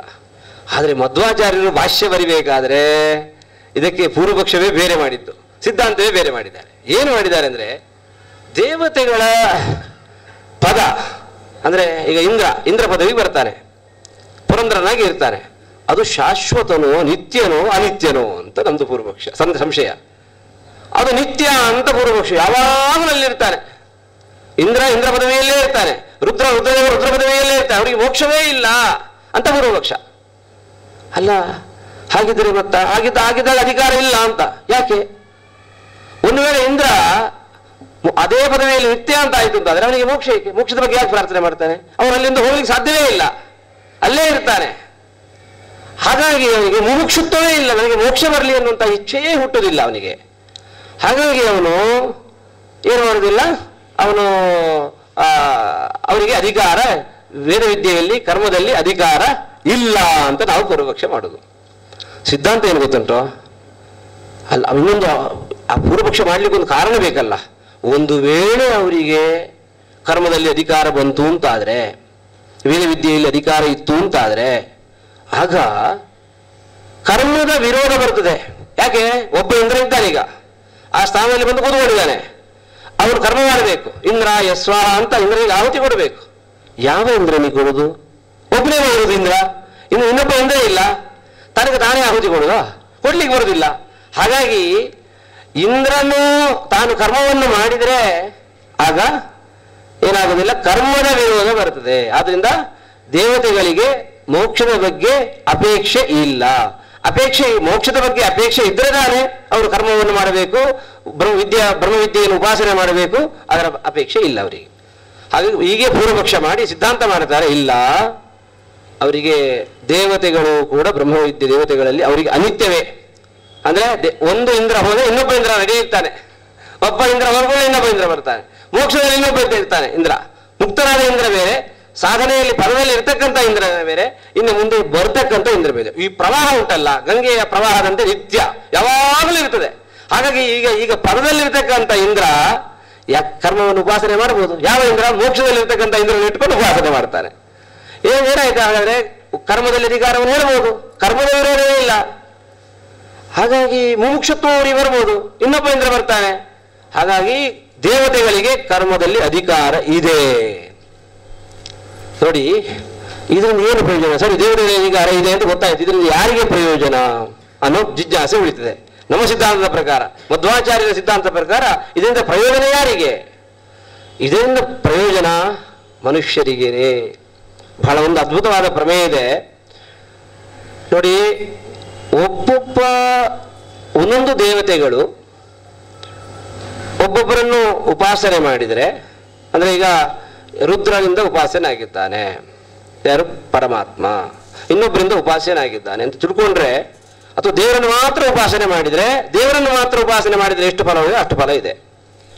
ಆದರೆ ಸಕಲ ದೇವತೆಗಳಿಂದಲೂ ಪರಮಾತ್ಮ ಉಪಾಸ್ಯನಾಗಿದ್ದಾನೆ ಅನ್ನುವ ಗುಣ, ದೇವೋಪಾಸ್ಯ. ನೀವು ಇದರಲ್ಲಿ ನಾರಾಯಣ ಮಂತ್ರವನ್ನು ನಾವು ಅಷ್ಟಾಕ್ಷರ ಮಂತ್ರವನ್ನು ಜಪ ಮಾಡಬೇಕಾದ್ರೆ, ಉದ್ಯದ್ಭಾಸು ಸ್ವಮಹಾಭಾಸ ಜಿದಾನಂದೈಕ ದೇಹವಾನ್ ಚಕ್ರ ಶಂಖ ಗದಾ ಪದ್ಮ ಧರೋಧ್ಯಯೋ ಅಮೀಶ್ವರ ಲಕ್ಷ್ಮೀ ಧರಾಭ್ಯಾಂ ಆಶ್ಲಿಷ್ಟ ಸ್ವಮೂರ್ತಿಗಳ ಮಧ್ಯಗ ಬ್ರಹ್ಮ ವಾಯು ಶಿವ ಈಶ ವಿಪೈಶ್ಚಕ್ರಾದಿಗೈರಪಿ ಅಂತ ನಾವು ಇವತ್ತು ಧ್ಯಾನ ಮಾಡ್ತೇವೆ ದೇವರನ್ನು. ಏನರ್ಥ ಅದಕ್ಕೆ? ಈ ಕಡೆ ಲಕ್ಷ್ಮೀ ಧರೆ ಅವಳ ಮಧ್ಯದಲ್ಲಿ ಕೂತ್ಕೊಂಡು ಉಳಿದ ಎಲ್ಲಾ ದೇವತೆಗಳು ಕೂಡ ಅವನ ಸೇವೆಯನ್ನು ಮಾಡ್ತಾ ಇದ್ದಾರೆ. ಅಂತಹ ಪರಮಾತ್ಮನ ಚಿತ್ರವನ್ನು ಕಣ್ಣ ಮುಂದೆ ತಂದುಕೊಂಡು ನಾವು ನಾರಾಯಣ ಅಷ್ಟಾಕ್ಷರ ಜಪವನ್ನು ಮಾಡ್ತೇವೆ. ಇದರ ಅಭಿಪ್ರಾಯ ಏನು? ಸಕಲ ದೇವತೆಗಳು ಉಪಾಸನೆ ಮಾಡ್ತಾ ಇದ್ದಾರೆ ಆ ಪರಮಾತ್ಮನನ್ನು. ಅಂದ್ರೆ ಅವನು ಸಕಲ ದೇವತೆಗಳಿಂದಲೂ, ಸಕಲ ಚರಾಚರಾತ್ಮಕ ಪ್ರಪಂಚಕ್ಕಿಂತಲೂ ಕೂಡ ಅವನು ಉತ್ತಮನಾಗಿದ್ದಾನೆ, ಸರ್ವೋತ್ತಮನಾಗಿದ್ದಾನೆ ಅನ್ನುವಂಥ ಅನುಸಂಧಾನ. ಈ ಅನುಸಂಧಾನದಲ್ಲಿ ಇರತಕ್ಕಂಥ ಗುಣಾಂಶ ಏನು ಅಂದ್ರೆ, ಕೇವಲ ಪರಮಾತ್ಮನನ್ನು ಉಪಾಸನೆ ಮಾಡಿದಾಗ ಒಂದು ಫಲ ಇದೆ, ಕೇವಲ ದೇವತೆಗಳನ್ನು ಉಪಾಸನೆ ಮಾಡಿದಾಗ ಒಂದು ಫಲ ಇದೆ. ಆದರೆ ಸಕಲ ದೇವತೆಗಳಿಂದ ಉಪಾಸ್ಯನಾಗಿದ್ದಾನೆ ಪರಮಾತ್ಮ ಅಂತ ಮಾಡಿದಾಗ ಇಷ್ಟೂ ಉಪಾಸನೆಗಳ ಸಕಲ ಫಲವೂ ಕೂಡ ಪ್ರಾಪ್ತಿಯಾಗ್ತದೆ. ಏವಂಚ ಸಕಲ ದೇವತೋಪಾಸ್ಯತ್ವ ಅನ್ನುವಂಥ ಗುಣದ ಉಪಾಸನೆ, ಈ ಪ್ರಯೋಜನ ಈ ಜೀವರಾಶಿಗಳಿಗೆ ಇದೆ. ಹಾಗಾಗಿ ದೇವತೆಗಳಿಗೆ ಅಧಿಕಾರ ಇದೆ ಅಂತೇಳಿ ಸಮರ್ಥನೆ ಮಾಡುವುದರಿಂದ ಯಾರಿಗೆ ಪ್ರಯೋಜನ? ಮನುಷ್ಯರಿಗೆ. ನಾವು ಬ್ರಹ್ಮಸೂತ್ರವನ್ನು ಓದುವವರು ದೇವತೆಗಳು ಓದ್ತಾರೆ, ಆದರೆ ಭೂಲೋಕದಲ್ಲಿ ನಾವು ಓದ್ತಾ ಇರೋದಲ್ವಾ, ನಮಗೇನಾದ್ರೂ ಪ್ರಯೋಜನ ಬೇಕಲ್ಲ. ಇದು ನಮ್ಮ ಸಿದ್ಧಾಂತದಲ್ಲಿ ಈ ಪ್ರಯೋಜನ ಇದೆ, ಪರಸಿದ್ಧಾಂತದಲ್ಲಿ ಈ ಪ್ರಯೋಜನ ಇಲ್ಲ ಅನ್ನುವಂಥ ಉತ್ಕೃಷ್ಟ ವಿಮರ್ಶೆ. ಈ ವಿಮರ್ಶೆಗೆ ಯಾರಿಂದಲೂ ಇನ್ನೊಂದು ಪ್ರತ್ಯುತ್ತರವನ್ನು ಕೊಡ್ಲಿಕ್ಕೆ ಸಾಧ್ಯ ಇಲ್ಲ. ಅಭೇದ್ಯವಾಗಿರತಕ್ಕಂಥ ಅಭ್ರಮಂ ಅಜಡಂ ವಿಮಲಂ ಸದಾ ಅಂತ ಹೇಳ್ತಾರಲ್ಲ. ಇದಕ್ಕೆ ಈ ಇಂತಹ ಏನು ವಿಮರ್ಶೆ ಇದೆ, ಸಂಶೋಧನೆ ಇದೆ, ಈ ಸಂಶೋಧನೆಯಲ್ಲಿ ಮತ್ತೆ ಕರೆಕ್ಷನ್ ಮಾಡ್ಲಿಕ್ಕಿಲ್ಲ. ಅಷ್ಟು ಅದ್ಭುತವಾದಂತಹ ವಿಮರ್ಶೆಯನ್ನು ಏನು ಮಧ್ವಾಚಾರ್ಯರು ಸೂಕ್ಷ್ಮ ಅಸ್ಪಷ್ಟವಾಗಿ ಕೊಟ್ಟಿದ್ದಾರೆ. ಟೀಕಾಕೃತ ಮಾತ್ರ ಅದು ಅಸ್ಪಷ್ಟವಾಗಿದೆ. ಇವತ್ತಿನ ಕಾಲಘಟ್ಟ ಅಂದ್ರೆ ಯಾವಾಗ ವಿಮರ್ಶೆಗಳು ಶುರುವಾಯಿತು ಗ್ರಂಥಗಳ ಮೇಲೆ, ಪ್ರಮೇಯಗಳ ಮೇಲೆ, ಭಾಷ್ಯಗಳ ಮೇಲೆ, ಆಗ ವ್ಯಾಸತೀರ್ಥರು ಬಹಳ ದೊಡ್ಡ ವಿಮರ್ಶೆಯನ್ನು ಮಾಡಿ ನಮಗೆ ದಯೆಯನ್ನು ಮಾಡಿದ್ದಾರೆ. ಮಧ್ವಾಚಾರ್ಯರ ಅಂದ್ರೆ ವ್ಯಾಪ್ತತ್ವ, ಅವರ ವಿಜ್ಞಾನದ ವೈಭವವನ್ನು ನಮಗೆ ಪ್ರದರ್ಶನ ಮಾಡಿದಂಥ ದೊಡ್ಡ ಯೋಗದಾನ, ಕೀರ್ತಿ ಅದು ವ್ಯಾಸತೀರ್ಥರಿಗೆ ಸಲ್ತದೆ. ಇದು ಒಂದಾಯಿತು ಅಂತಾದರೆ ಇನ್ನೊಂದು ಚಿಕ್ಕ ಪ್ರಮೇಯವನ್ನು ಹೇಳಿ ನಾನು ಮುಗಿಸ್ತೇನೆ. ನೋಡಿ, ಪ್ರಾಯ ವ್ಯಾಸರ ಅಂದರೆ ವೇದವ್ಯಾಸರು, ಭಗವಾನ್ ವ್ಯಾಸತೀರ್ಥರಲ್ಲ, ವೇದವ್ಯಾಸ ದೇವರ ಶಿಷ್ಯರಾಗಿ ಅನೇಕ ಜನ ಋಷಿಗಳು ಬಂದಿದ್ದಾರೆ. ಅದರಲ್ಲಿ ಜೈಮಿನಿ ಮಹರ್ಷಿಗಳು ಕೂಡ. ಜೈಮಿನಿ ಮಹರ್ಷಿಗಳಿಗೂ ಮತ್ತು ವೇದವ್ಯಾಸ ದೇವರಿಗೂ ಗುರು ಶಿಷ್ಯ ಭಾವ ಸಂಬಂಧ. ಅಲ್ಲೇನು ಮಿತ್ರರಲ್ಲ, ಎಲ್ಲ ವೇದವ್ಯಾಸ ದೇವರು ಗುರುಗಳು, ಜೈಮಿನಿ ಮಹರ್ಷಿಗಳು ಶಿಷ್ಯರು. ಇಲ್ಲಿ ಈ ಗುರು ಶಿಷ್ಯರಿಗೆ ಹೇಗೆ ಸಂಬಂಧ ಇದೆ ಅಂದರೆ, ಶಿಷ್ಯರು ಮಾಡುವ ಸೂತ್ರದಲ್ಲಿ ಗುರುಗಳ ಸ್ಮರಣೆ ಮಾಡ್ತಾರೆ, ಗುರುಗಳು ಮಾಡುವ ಸೂತ್ರದಲ್ಲಿ ಶಿಷ್ಯರ ಸ್ಮರಣೆ ಮಾಡ್ತಾರೆ. ಇದು ಈ ಅಧಿಕರಣದಲ್ಲಿ ಬರ್ತದೆ. ಔತ್ಪತ್ತಿಕಸ್ತು ಶಬ್ದಸ್ಯಾರ್ಥೇನ ಸಂಬಂಧ ತಸ್ಯ ಜ್ಞಾನಂ ಅವ್ಯತಿರೇಕೇಣಶ್ಚಾರ್ಥೇ ಅನುಪಲಬ್ಧೆ ತತ್ಪ್ರಮಾಣಂ ಬಾದರಾಯಣಸ್ಯ ಅನಪೇಕ್ಷತ್ವಾತ್ ಅಂತ ಜೈಮಿನಿ ಮಹರ್ಷಿಗಳು ಧರ್ಮಸೂತ್ರದಲ್ಲಿ, ಅಂದರೆ ಏನು ಧರ್ಮ ಮೀಮಾಂಸಾ ಶಾಸ್ತ್ರ ಏನಿದೆ ಅದರಲ್ಲಿ ಆ ಸೂತ್ರದಲ್ಲಿ ಬಾದರಾಯಣರನ್ನು ಉಲ್ಲೇಖ ಮಾಡ್ತಾರೆ. ಯಾಕೆ ಅಂದರೆ ಪೂಜೆಗೋಸ್ಕರ ಅವರ ಮೇಲೆ ಆದರದಿಂದ, ಪ್ರೀತಿಯಿಂದ ಗುರುಗಳ ಸ್ಮರಣೆ ಮಾಡ್ತಾರೆ. ಇಲ್ಲಿ ಮಧ್ವಾದಿಶ್ವಸಂಭವಾತ್ ಜೈಮಿನಿ ಅಂತ ಹೇಳಿ ಯಾರನ್ನು ಸ್ಮರಿಸ್ತಾರೆ? ವೇದವ್ಯಾಸ ದೇವರು ಬ್ರಹ್ಮಸೂತ್ರದಲ್ಲಿ ಜೈಮಿನಿ ಮಹರ್ಷಿಗಳನ್ನು ಸ್ಮರಣೆ ಮಾಡ್ತಾರೆ. ಇದನ್ನು ನೋಡಿದಾಗ ನಮ್ಗೇನು ಅನ್ನಿಸ್ತದೆ? ಇಲ್ಲಿ ಪೂಜೆಗೋಸ್ಕರ ಸ್ಮರಣೆ ಮಾಡಿದ್ದು ಅಲ್ಲ. ಇದು ಏನು ಮಾಡಿದ್ದಾರೆ? ಬೇರೆ ಪರಮತಿಯರು ವ್ಯಾಖ್ಯಾನ ಮಾಡಬೇಕಾದ್ರೆ ಮಧ್ವಾದಿ ವಿದ್ಯೆಯಲ್ಲಿ ದೇವತೆಗಳಿಗೆ ಅಧಿಕಾರ ಇಲ್ಲ ಅಂತ ಜೈಮಿನಿ ಮಹರ್ಷಿಗಳು ಹೇಳುತ್ತಾರೆ, ಬೇರೆ ವಿದ್ಯೆಗಳಲ್ಲಿ ಅಧಿಕಾರ ಇದೆ ಅಂತೇಳಿ ವೇದವ್ಯಾಸ ದೇವರು ಹೇಳ್ತಾರೆ. ಅಂದ್ರೆ ಗುರು ಶಿಷ್ಯರಿಗೆ ವಿರೋಧವನ್ನು ಸಂಪಾದನೆ ಮಾಡಿದಂತೆ ಅಲ್ಲ, ಮಾಡಿದ್ದಾರೆ. ಆದರೆ ಮಧ್ವಾಚಾರ್ಯರ ಇವತ್ತು ವ್ಯಾಸತೀರ್ಥರ ಗ್ರಂಥವನ್ನು ನೋಡಿದಾಗ ಗುರು ಮತ್ತು ಶಿಷ್ಯರಿಗೆ ಯಾವುದೇ ವಿಧವಾಗಿರತಕ್ಕಂಥ ವಿರೋಧ ಇಲ್ಲ. ಅದು ಹೇಗೆ ಅಂದರೆ ನೋಡಿ, ದೇವತೆಗಳಿಗೆ ಮಧ್ವಾದಿ ವಿದ್ಯೆ, ಮಧು ಅಂದರೆ ಅದು ಈ ಜೇತುಪ್ಪ ಅಲ್ಲ, ಮಧು ಅಂತ ಮಧುವಿದ್ಯೆ ಅಂತ ಒಂದು ವಿದ್ಯೆ ಇದೆ.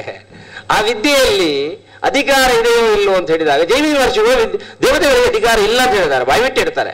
ಅದರ ಅಭಿಪ್ರಾಯ ಏನು ಅಂದರೆ, ನೋಡಿ, ದೇವತೆಗಳಿಗೆ ಏನು ಬೇಕು? ಇಹಲೋಕದ ಯಾವುದಾದ್ರೂ ಫಲಗಳು ಬೇಕಾ? ಅವರಿಗೆ ಆ ಫಲ ಬೇಡ.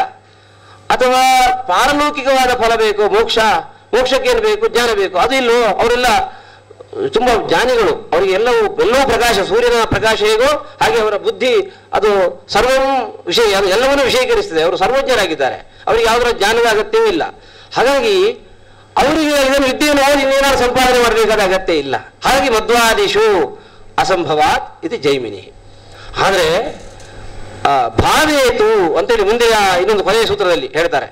ಆದರೆ ಬಾದರಾಯಣರು ಮಾತ್ರ ಅವರಿಗೆ ಅಧಿಕಾರ ಇದೆ ಅಂತ ಹೇಳಿದ್ದಾರೆ. ಅದು ಅಧಿಕಾರ ಇದೆ ಅಂತ ಏನರ್ಥ ಅಂದರೆ, ಈ ರೀತಿ ಜ್ಞಾನ ಸಂಪಾದನೆ ಆಗಿದ್ದಾಗಲೂ ಕೂಡ ಮೋಕ್ಷದಲ್ಲಿ ಇನ್ನೂ ಸುಖದ ಆಧಿಕ್ಯ ವೃದ್ಧಿಗೋಸ್ಕರ ಅವರು ಪುನಃ ಬ್ರಹ್ಮವಿದ್ಯೆಯನ್ನು ಉಪಾಸನೆ ಮಾಡುವುದು ಕೂಡ್ತದೆ ಅಂತೇಳಿ. ಹಾಗಾಗಿ ಅಧಿಕಾರ ಇದೆ ಅಂತ ಬಾದರಾಯಣರು ಹೇಳ್ತಾರೆ, ಅಧಿಕಾರ ಇಲ್ಲ ಅಂತ ಶಿಷ್ಯರು ಹೇಳ್ತಾರೆ. ಅದರ ಅಭಿಪ್ರಾಯ ಅವರಿಗೆ ಪರಸ್ಪರ ವಿರೋಧ ಇದೆ ಅಂತ ಅರ್ಥ ಅಲ್ಲ.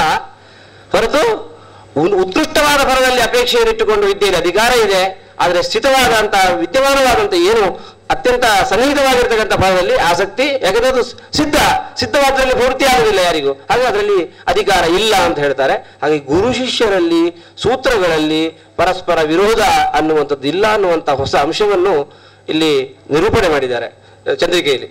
ಒಟ್ಟು ನೋಡುವಾಗ ಏನನ್ನಿಸ್ತದೆ ಅಂದರೆ, ಇವತ್ತೇನು ತತ್ವವಾದ ಅಂತೇನಿದೆ, ಆಚಾರ್ಯರ ಸಿದ್ಧಾಂತ ತತ್ವವಾದ ಅಂತಲೇ ಅದಕ್ಕೆ ಹೆಸರು. ಈ ತತ್ವವಾದದ ಬಗ್ಗೆ ವ್ಯಾಸತೀರ್ಥರು ತತ್ವವಾದದ ಪ್ರಸಾರದಲ್ಲಿ ಅವರ ಪಾತ್ರ ಬಹಳ ದೊಡ್ಡ ಪಾತ್ರ ಇದೆ. ದೊಡ್ಡದಂದ್ರೆ ತುಂಬ ದೊಡ್ಡ ಪಾತ್ರ, ಅದು ನಾವು ಊಹೆ ಮಾಡಲಿಕ್ಕೂ ಸಾಧ್ಯ ಇಲ್ಲ. ಮಧ್ವಾಚಾರ್ಯರ ಕೃತಿಗಳನ್ನು ಇವತ್ತು ಏನಾದರೂ ಮಧ್ವಾಚಾರ್ಯರ ತತ್ವಗಳನ್ನು, ಮಧ್ವಾಚಾರ್ಯರು ಯಾವ ಮತಗಳನ್ನು ವಿಮರ್ಶೆ ಮಾಡಿದ್ದಾರೋ ಅವರ ಮತದಲ್ಲಿರ್ತಕ್ಕಂಥ ಉತ್ಕೃಷ್ಟ ಪಂಡಿತರುಗಳಿಗೂ ಮುಟ್ಟಿಸಿದಂತಹ ಕೀರ್ತಿ ಅದು ವ್ಯಾಸರಾಜರಿಗೆ ಸಲ್ಲಿಸದೆ. ಯಾಕೆ ಅಂಥ ವಿಮರ್ಶೆಯನ್ನು ಅತ್ಯಂತ ಕಠಿಣವಾಗಿರ್ತಕ್ಕಂಥ, ನಿಖರವಾಗಿರ್ತಕ್ಕಂಥ, ಸೂಕ್ಷ್ಮವಾದಂತಹ ಇದು ಉತ್ತರ ಹೇಗೆ ಕೊಡ್ಬೋದು ಅನ್ನುವಂಥ, ಇದಕ್ಕೆ ಇಷ್ಟು ಸೂಕ್ಷ್ಮವಾದಂತಹ ಪ್ರಶ್ನೆಗಳಿಗೆ ಉತ್ತರ ಹೇಗೆ ಕೊಡುವುದು ಅನ್ನುವಂಥ ಒಂದು ಚಿಂತೆ ಒಳಪಡಿಸಿದಂತಹ ವಿಮರ್ಶೆಯನ್ನು ಮಾಡಿದವರು ವ್ಯಾಸತೀರ್ಥರು. ಹಾಗಾಗಿ ಮಧ್ವಾಚಾರ್ಯರ ದೃಷ್ಟಿಯಲ್ಲಿ, ಅಂದ್ರೆ ಮಧ್ವಾಚಾರ್ಯರ ಕೊಡುಗೆಗಳನ್ನು ಇಡೀ ಜಗತ್ತಿಗೆ ಅದನ್ನು ಹಂಚಿ ಅದರ ಬಗ್ಗೆ ಇನ್ನೂ ಅಂದ್ರೆ ಈ ಬಂಗಾರಕ್ಕೆ ಏನು ಹೇಳ್ತಾರೆ ಹೊಳಪು ಬರುವಂತೆ ಮಧ್ವಾಚಾರ್ಯರ ಶಾಸ್ತ್ರಕ್ಕೆ ಹೊಳಪನ್ನು ಉಂಟು ಮಾಡಿದಂಥ ಕೀರ್ತಿ ಅದು ವ್ಯಾಸತೀರ್ಥರಿಗೆ ಸಲ್ತದೆ.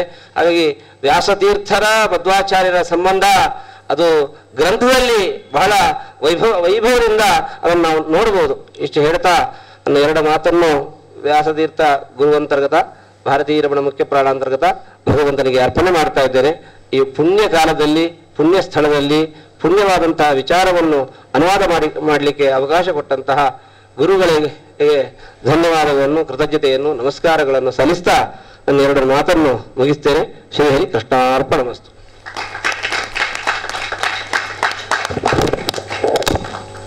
ಪರಮಪೂಜ್ಯ ಆಚಾರ್ಯರು ಇಷ್ಟು ಕಾಲವೂ ಕೂಡ ಬಹಳ ಸುಂದರವಾದ ರೀತಿಯಲ್ಲಿ ವ್ಯಾಸರಾಜರ ಆ ದೃಷ್ಟಿಯಲ್ಲಿ ಶ್ರೀಮದ್ ಆಚಾರ್ಯರು ಎಂಬ ಈ ವಿಷಯವನ್ನು ಆಧರಿಸಿ ತಾತ್ಪರ್ಯ ಚಂದ್ರಿಕಾ ಗ್ರಂಥದ ಒಂದು ವಿಷಯವನ್ನ ಮನಮುಟ್ಟುವಂತೆ ನಿರೂಪಣೆ ಮಾಡಿದ್ದಾರೆ. ಅಂತಹ ಆಚಾರ್ಯರಿಗೆ ಪ್ರಣಾಮಪೂರ್ವಕವಾಗಿರುವಂತಹ ಕೃತಜ್ಞತೆಗಳನ್ನು ಸಲ್ಲಿಸುತ್ತಾ ಇನ್ನು ಮುಂದಿನ ವಿಷಯ ಶ್ರೀಮದ್ ಆಚಾರ್ಯರ ಸಿದ್ಧಾಂತದಲ್ಲಿ ಭಕ್ತಿ ಯಾವ ಸ್ಥಾನವನ್ನು ಪಡೆದಿದೆ ಎಂಬ ವಿಷಯವನ್ನು ಆಧರಿಸಿ ಪೂರ್ಣಪ್ರಜ್ಞ ವಿದ್ಯಾಪೀಠದ ಅಧ್ಯಾಪಕರಾಗಿರುವಂತಹ ಹಿರಿಯ ವಿದ್ವಾಂಸರಾದ ತಿರುಮಲಾಚಾರ್ಯರು ನಿರೂಪಣೆ ಮಾಡ್ತಾರೆ.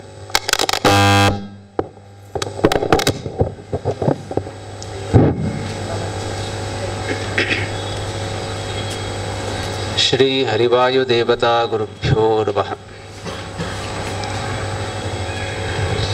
ಪರಮಪೂಜ್ಯ ಶ್ರೀಪಾದಂಗಳವರ ಚರಣಾರವಿಂದಗಳಲ್ಲಿ ಭಕ್ತಿಪೂರ್ವಕ ನಮಸ್ಕಾರಗಳನ್ನು ಸಲ್ಲಿಸಿ, ಎಲ್ಲ ವಿದ್ವಾಂಸರನ್ನು ಹಿರಿಯರನ್ನು ನಮಸ್ಕರಿಸಿ, ಎಲ್ಲ ಭಗವದ್ಭಕ್ತರನ್ನು ಹಾಗೂ ವಿದ್ಯಾರ್ಥಿಗಳನ್ನು ಅಭಿನಂದಿಸಿ 4 ಮಾತುಗಳನ್ನು ನಾನು ಸಮರ್ಪಣೆ ಮಾಡ್ತಾ ಇದ್ದೇನೆ. ಇವೆಲ್ಲ ರಾಮೇಶ್ವರ ಅನ್ನೋ ಕ್ಷೇತ್ರ ಕೇಳಿರ್ತೀರಿ. ನಮ್ಮ ದೇಶದಲ್ಲಿ ವೇದಾಂತದ ಸ್ಥಿತಿ ಹೇಗಿದೆ ಅಂತನ್ಲಿಕ್ಕೆ ಈ ರಾಮೇಶ್ವರ ಶಬ್ದಕ್ಕೆ ಎಷ್ಟು ಥರ ವಿಗ್ರಹ ಮಾಡಬಹುದು ಅನ್ನೋದನ್ನು ನೋಡಿದರೆ ಅರ್ಥ ಆಗುತ್ತೆ. ರಾಮೇಶ್ವರ ಅನ್ನೋದಕ್ಕೆ ಏನು ವಿಗ್ರಹ ಹುಡುಗರು?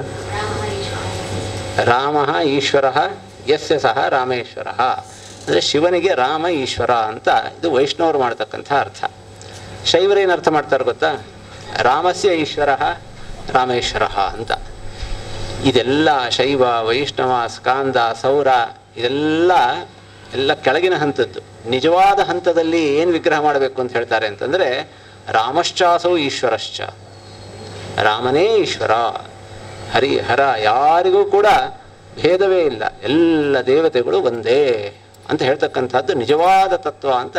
ಹೀಗೆ ಒಂದು ರಾಮೇಶ್ವರ ಶಬ್ದವನ್ನು ಇಟ್ಟುಕೊಂಡು ನಮ್ಮ ಇಡೀ ದೇಶದ ಅಧ್ಯಾತ್ಮ ಸ್ಥಿತಿ, ವೇದಾಂತದ ಸ್ಥಿತಿ ಹೇಗಿದೆ ಅನ್ನೋದನ್ನು ನಾವು ಪರಿಚಯ ಮಾಡ್ಕೊಳ್ಬೋದು. ಶ್ರೀಮದ್ ಆಚಾರ್ಯರನ್ನು ಇವತ್ತು ಮಧ್ವನವಮಿ ದಿವಸ ನಾವು ಸ್ಮರಣೆ ಮಾಡಬೇಕು. ಇವರು ಬರದೇ ಹೋಗಿದ್ದರೆ ರಾಮಶ್ಚಾಸೋ ಈಶ್ವರಶ್ಚ ಅಂತ ವಿಗ್ರಹ ಮಾಡಿಕೊಂಡು ನಾವು ಇರ್ತಾ ಇದ್ವಿ. ಶ್ರೀಮದ್ ಆಚಾರ್ಯರು ಬಂದು ನಮಗೆ ಏನು ತಿಳಿಸಿಕೊಟ್ಟಿದ್ದಾರೆ? ನೀವು ವೇದಾಂತ ಕ್ಷೇತ್ರದ ಯಾವುದೇ ವಿಷಯವನ್ನು ತಗೊಳ್ರಿ. ಇಷ್ಟೊತ್ತು ಗುರುರಾಜ್ ಕಲ್ಕೂರಾಚಾರ್ಯರು ಒಂದು ಅಧಿಕರಣ ತಗೊಂಡು ಅದರ ವಿಷಯ ತಗೊಂಡ್ರು. ಇವು ಸುಮ್ಮನೆ ಯಾವುದೇ ಬ್ರಹ್ಮಸೂತ್ರ ಇರಲಿ, ವೇದ ಇರಲಿ, ಪುರಾಣಗಳಿರಲಿ, ಯಾವುದೇ ಭಾಗ ತೆಗೆದು ಇದಕ್ಕೆ ಬೇರೆಯವರು ಏನು ಹೇಳ್ತಾರೆ, ಮಧ್ವಾಚಾರ್ಯ ಏನು ಹೇಳ್ತಾರೆ ಅಂತ ನೋಡಿದರೆ ಶ್ರೀಮದ್ ಆಚಾರ್ಯರದ್ದು ಒಂದು ಏನಾದರೂ ವೈಶಿಷ್ಟ್ಯ ಇರುತ್ತೆ. ಅದಕ್ಕೆ ಇವತ್ತು ಭಕ್ತಿ ಅನ್ನುವಂಥ ಒಂದು ದೃಷ್ಟಾಂತ ಕೊಡ್ತಾ ಇದ್ದೀನಿ ನಾನು.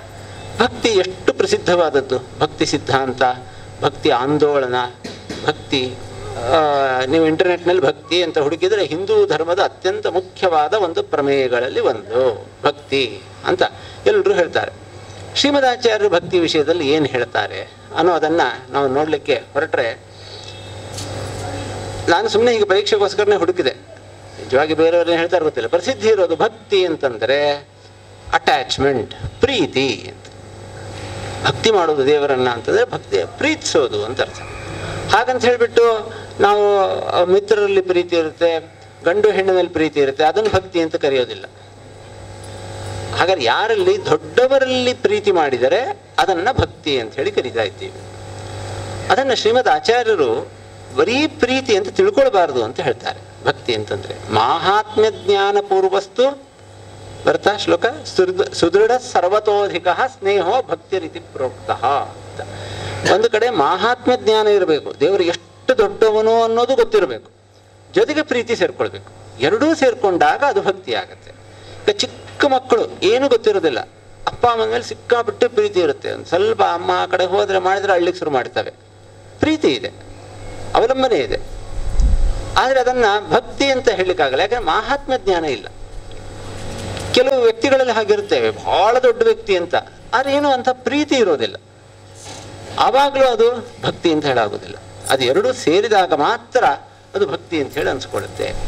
ಹೀಗೆ ಭಕ್ತಿಯೊಳಗೆ ಎರಡು ಮುಖಗಳಿವೆ. ಒಂದು ಹಕ್ಕಿ ಹಾರಬೇಕಾದ್ರೆ ಹೇಗೆ ಎರಡೂ ರೆಕ್ಕೆಗಳಿರ್ಬೇಕು, ಒಂದೇ ರೆಕ್ಕೆ ಇದ್ದರೆ ಹಾರ್ಲಿಕ್ಕೆ ಸಾಧ್ಯ ಇಲ್ಲ, ರೆಕ್ಕೆನೇ ಇಲ್ಲ ಅಂತಂದ್ರೂ ಹಾರ್ಲಿಕ್ಕೆ ಸಾಧ್ಯ ಇಲ್ಲ, ಎರಡೂ ರೆಕ್ಕೆಗಳಿದ್ರೆ ಮಾತ್ರ ಹಾರ್ಲಿಕ್ಕೆ ಸಾಧ್ಯ. ಹಾಗೆ ಈ ಅಧ್ಯಾತ್ಮ ಮಾರ್ಗದಲ್ಲಿ ಹೋಗಿ ಮೋಕ್ಷದ ಕಡೆಗೆ ಪ್ರತಿಯೊಬ್ಬ ಜೀವನ ಹಾರಬೇಕು ಅಂತಿದ್ರೆ ಅವನಿಗೆ ಒಂದು ಕಡೆ ಮಹಾತ್ಮ ಜ್ಞಾನ, ಇನ್ನೊಂದು ಕಡೆ ಸ್ನೇಹ, ಇದು ಎರಡೂ ಸೇರಿದ್ರೆ ಮಾತ್ರ ಸಾಧ್ಯ ಅನ್ನುವಂತಹ ಒಂದು ತತ್ವವನ್ನ ಕೊಟ್ಟಿದ್ದಾರೆ.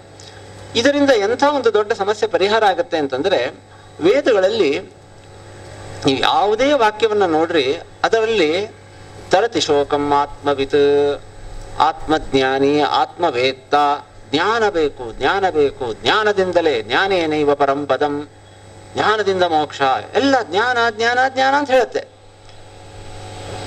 ಭಕ್ತಿ ಬಗ್ಗೆ ಕೆಲವು ಜಾಸ್ತಿ ಮಾತಾಡೋದಿಲ್ಲ.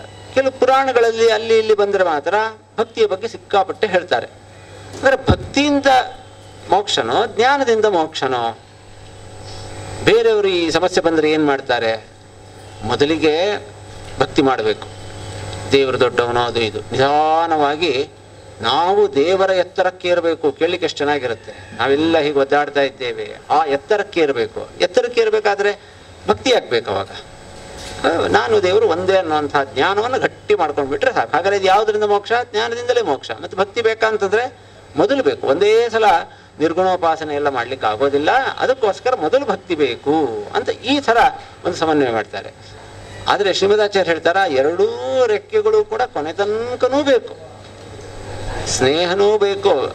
ಮತ್ತು ಹಾಗಾದ್ರೆ ಜ್ಞಾನದಿಂದಲೇ ಆಗುತ್ತೆ ಅಂತ ಬರುತ್ತಲ್ಲ ಅಂತಂದ್ರೆ, ಅದಕ್ಕೆ ಶ್ರೀಮದ್ ಆಚಾರ್ಯರು ವೇದವ್ಯಾಸರ ಒಂದು ಮಾತನ್ನ ಕೊಟ್ಟು ಈ ಪ್ರಶ್ನೆಗೆ ಉತ್ತರ ಕೊಡ್ತಾರೆ. ಈ ಜ್ಞಾನಸ್ಯ ಭಕ್ತಿ ಭಾಗತ್ವಾತ್ ಭಕ್ತಿರ್ ಜ್ಞಾನ ಮಿತೀಹ್ರಿಯತೆ, ಜ್ಞಾನಸ್ಯೈವ ವಿಶೇಷೋಯತ್ ಭಕ್ತಿರಿತ್ಯಭಿಧೀಯತೆ. ನಮಗೆ ಎಷ್ಟೋ ಸಲ ಬರೀ ಜ್ಞಾನ ಇರುತ್ತೆ, ಮುಂಚೆ ಪ್ರೀತಿ ಇರೋದಿಲ್ಲ. ಪ್ರೀತಿಯೂ ಸೇರಿದಂತಹ ಜ್ಞಾನ ಅದು ಭಕ್ತಿ ಅನ್ಸ್ಕೊಳುತ್ತೆ. ಅವಾಗ ಜ್ಞಾನದಿಂದಲೇ ಮೋಕ್ಷ ಅನ್ನೋದಕ್ಕೆ ಏನು ಅರ್ಥ ಆಯ್ತು? ಭಕ್ತಿಯಿಂದ ಮೋಕ್ಷ ಅನ್ನೋದು ವಿರೋಧ ಆಯ್ತಾ? ಇಲ್ಲ. ಯಾಕೆ? ಭಕ್ತಿ ಅಂದ್ರೇನು ಅದು ಜ್ಞಾನದ ಒಂದು ವಿಶೇಷವೇ, ಆದ್ದರಿಂದ ಅವುಗಳಲ್ಲಿ ವಿರೋಧ ಬರೋದಿಲ್ಲ. ಒಂದು ಉದಾಹರಣೆ ಕೊಡ್ತಾ, ನಮ್ಮ ಪರಿಚಯದವರೊಬ್ಬರು ಬಹಳ ವರ್ಷಗಳ ನಂತರ ತಮ್ಮ ಊರಿಗೆ ಹೋಗಿದ್ದರು.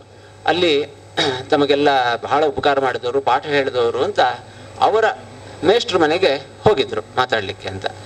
ಅವ್ರು ಹೋಗಿದ್ದಾರೆ, ಕೂತಿದ್ದಾರೆ. ಸರ್, ನಿಮ್ಮ ಹತ್ರ ನಾನು ಓದ್ತಾ ಇದ್ದೆ, ನಿಮ್ಮಿಂದ ತುಂಬ ಉಪಕಾರ ಆಗಿದೆ, ಹಾಗೆ ಹೀಗೆ ಮಾತಾಡ್ತಾ ಇದ್ದಾರೆ. ಅವ್ರಿಗೇನು ಬೇಕಾದಷ್ಟು ಜನ ಈ ಥರ ಬರ್ತಿರ್ತಾರೆ, ಮಾಡ್ತಿರ್ತಾರೆ. ಹಾಂ, ಸರಿ ಸರಿ ಸರಿ ಅಂತ ಸುಮ್ಮನೆ ಅವ್ರ ಮುಖದಲ್ಲಿ ಕಾಣ್ತಾ ಇದೆ, ಏನಂಥ ಆಸಕ್ತಿ ಇಲ್ಲ ಇವ್ರ ಜೊತೆ ಮಾತಾಡಲಿಕ್ಕೆ ಅಂತ. ಆದರೆ ಇವ್ರಿಗೆ ತುಂಬ ಗುರುಗಳು, ತುಂಬ ಉಪಕಾರ ಮಾಡಿದವರು ಅಂತ ಸ್ನೇಹ. ಸರಿ, ನಿಮ್ಮ ಮಗ ಏನು ಮಾಡ್ತಾ ಇದ್ದಾನೆ, ಏನು ಇಂಥದ್ದನ್ನು ಓದ್ತಾ ಇದ್ದಾನೆ ಅಂತ ಅಂದ್ಕೊಳ್ಳೆ. ಸರ್, ನೀವೇನು ಯೋಚನೆ ಮಾಡಬೇಡ್ರಿ, ನಿಮ್ಮ ಮಗನು ಓದಾದ ತಕ್ಷಣ ನಂಗೆ ತಿಳಿಸ್ರಿ, ಅವನಿಗೆ ಕೆಲಸ ಕೊಡಿಸೋ ಜವಾಬ್ದಾರಿ ನಂದು ಅಂತ ಒಂದು ಮಾತು ಹೇಳಿದ ಕೂಡಲೇ ಅವ್ರು ಮಾತಾಡೋ ರೀತಿನೇ ಚೇಂಜ್ ಆಗೋಯ್ತು. ಅಷ್ಟೋ ತನಕ ಯಾವಾಗ ಎದ್ದು ಹೋಗ್ತಾರೋ ಅನ್ನೋ ಥರ, ಅಂದರೆ ಏನಂತ ಆಸಕ್ತಿ ತೋರಿಸ್ತಾ ಇರೋರು ಹೌದಾ ಹೋ ಅವರ ಧ್ವನಿ, ಮುಖ ಎಲ್ಲ ಚೇಂಜ್ ಆಗೋಯ್ತು. ಯಾಕೆ ಚೇಂಜ್ ಆಯಿತು? ಈ ವ್ಯಕ್ತಿಯಿಂದ ನನಗೆ ಉಪಕಾರ ಇದೆ. ಹಾಗಾದರೆ ನಮಗೆ ಪ್ರೀತಿ ಬರೋದು ಯಾವಾಗ ಅಂತಂದರೆ, ಅವರಿಂದ ನಮಗೇನಾದರೂ ಲಾಭ ಇದೆ. ಚಿಕ್ಕ ಮಕ್ಕಳಿಗೆ ಗೊತ್ತಿಲ್ಲದಂತೆ ಅಷ್ಟ್ಯಾಕೆ ಪ್ರೀತಿ ಇರುತ್ತೆ ಅಂತಂದರೆ, ನಡೆಯೋದಿಲ್ವಲ್ಲ, ಎಲ್ಲನೂ ನಡಿಬೇಕು. ಪ್ರಕೃತಿ ಒಳಗೆ ಸೇರಿಸ್ಬಿಟ್ಟಿರುತ್ತೆ ಆ ಥರ. ಅಪ್ಪ ತಂದೆ ಮಕ್ಕಳು, ತಾಯಿ ಮಕ್ಕಳ ಮಧ್ಯೆ ಅಂಥ ಒಂದು ಸಂಬಂಧ. ಆ ತಂದೆ ತಾಯಿಯಂದರಿಗೆ ಅವ ಒಂದು ಅಭಿಮಾನದಿಂದ ಒಂದು ಸಂತೋಷ. ಈ ಮಕ್ಕಳಿಗೆ ಇಲ್ಲಾಂದ್ರೆ ಪೋಷಣೆ ಆಗೋದಿಲ್ಲ. ಹೀಗೆಲ್ಲ ಆ ಉಪಕಾರ ಅನ್ನೋದು ಸೇರ್ಕೊಂಡಾಗ, ಉಪಕಾರ ಜ್ಞಾನ ಬಂದಷ್ಟು ಆವಾಗ ಪ್ರೀತಿ ಜಾಸ್ತಿ ಆಗುತ್ತೆ. ಅದಕ್ಕೋಸ್ಕರನೇ ಶ್ರೀಮದ್ ಆಚಾರ್ಯರು ಹೇಳ್ತಾರೆ, ಭಕ್ತ್ಯರ್ಥಂ ಭಗವನ್ ಮಹಿಮಾ ಉಚ್ಯತೆ ಅಸ್ಮಿನ್ ಪಾದೆ ಅಂತ. ತೃತೀಯಾಧ್ಯಾಯದ ಪ್ರಥಮ ಪಾದ ಭಕ್ತಿಪಾದ ಅಂತ ಅದಕ್ಕೆ ಹೆಸರು. ವೈರಾಗ್ಯ ಪಾದ 2ನೇ ಪಾದಕ್ಕೆ ಭಕ್ತಿಪಾದ ಅಂತ ಹೆಸರು. ಹೆಸರು ಕೇಳಿದ್ರೆ ಏನಿಸುತ್ತೆ? ಭಕ್ತಿಪಾದ. ಭಕ್ತಿ ಅಂದ್ರೆ ಏನು, ಅದರ ವಿವರಣೆ, ಅದು ಇದೆಲ್ಲ ಹೇಳ್ತಾರೆ ಅಂತ. ಭಕ್ತಿ ಅಂದ್ರೆ ಏನು ಅಂತ ಹೇಳೋದೇ ಇಲ್ಲ, ಅದನ್ನೆಲ್ಲೋ ಒಂದು ಸೂತ್ರದಲ್ಲಿ ಹೇಳ್ತಾರೆ ಅಷ್ಟೇ, ಅದು ಯಾವಾಗಲೂ ಮುಂದೆ. ಅಲ್ಲಿ ಹೇಳೋದೆಲ್ಲ ಭಗವಂತನ ಮಹಿಮೆ. ಭಗವಂತನಿಂದ ಕ್ಷಣ ಕ್ಷಣಕ್ಕೆ ನಮಗೆ ಎಷ್ಟು ಉಪಕಾರ ಆಗ್ತಾ ಇದೆ ಅನ್ನೋದನ್ನ ತಿಳ್ಕೊಂಡಾಗ ನಮಗೆ ಅವನಲ್ಲಿ ಭಕ್ತಿ ಬರುತ್ತೆ. ಇದನ್ನ ಶ್ರೀಮದ್ ಆಚಾರ್ಯರು ಇಷ್ಟು ಸ್ಪಷ್ಟವಾಗಿ ಭಕ್ತಿ ಅಂದರೆ ಏನು, ಅದರ ಸ್ಥಾನ ಏನು, ಅದರ ಅವಶ್ಯಕತೆ ಏನಿದೆ, ಅದು ಯಾವುದರಿಂದ ಬರುತ್ತೆ ಅನ್ನೋದನ್ನು ಅಷ್ಟು ಸ್ಪಷ್ಟವಾದಂತಹ ಶಬ್ದಗಳಲ್ಲಿ ನಮಗೆ ತಿಳಿಸಿ ಕೊಡ್ತಾರೆ.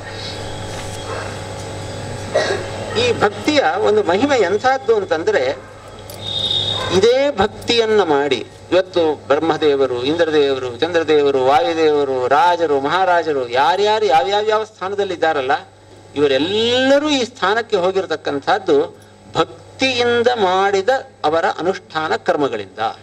ಇದೊಂದು ಬಹಳ ಮುಖ್ಯವಾದಂತಹ ಅರ್ಥ. ಸಾಧನ ಮಾಡದೆ ಯಾರಿಗೂ ಸಿದ್ಧಿ ಇಲ್ಲ ಭಗವಂತನ ರಾಜ್ಯದಲ್ಲಿ. ಎಲ್ಲರೂ ಕರ್ತವ್ಯವನ್ನು ಮಾಡಬೇಕು, ಅದಕ್ಕೆ ಸರಿಯಾದಂತಹ ಫಲವನ್ನು ಪಡಿಬೇಕು.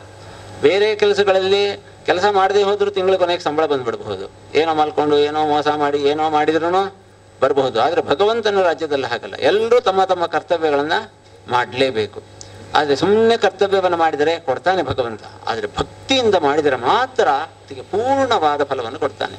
ಬ್ರಹ್ಮಾದಯೋಪಿ ತದ್ ಭಕ್ತ್ಯ ಭಾಗಿನೋ ಭೋಗ ಮೋಕ್ಷಯೋಹೋ ತಂತ್ರಸಾರದಲ್ಲಿ ಶ್ರೀಮದ್ ಆಚಾರ್ಯರು ಹೇಳ್ತಾರೆ. ಇವತ್ತು ನಾವು ಯಾವುದೇ ಭಾಗವತ, ರಾಮಾಯಣ ಕಥೆ ಕೇಳಿದಾಗ ಇಂಥ ಮಹಾನುಭಾವರು ಅಂತ ಕೇಳಿದರೆ ಅವರೆಲ್ಲರ ಹಿಂದೆ ಅಂಥ ಒಂದು ಸಾಧನೆ ಇದೆ. ನಾವು ರಾಜ ಮಹಾರಾಜರ ಕಥೆ ಕೇಳ್ತೀವಲ್ಲ, ಅವರೆಲ್ಲರೂ ಗುರುಕುಲಕ್ಕೆ ಹೋಗಿ ಚೆನ್ನಾಗಿ ಅಧ್ಯಯನ ಮಾಡಿದವರು.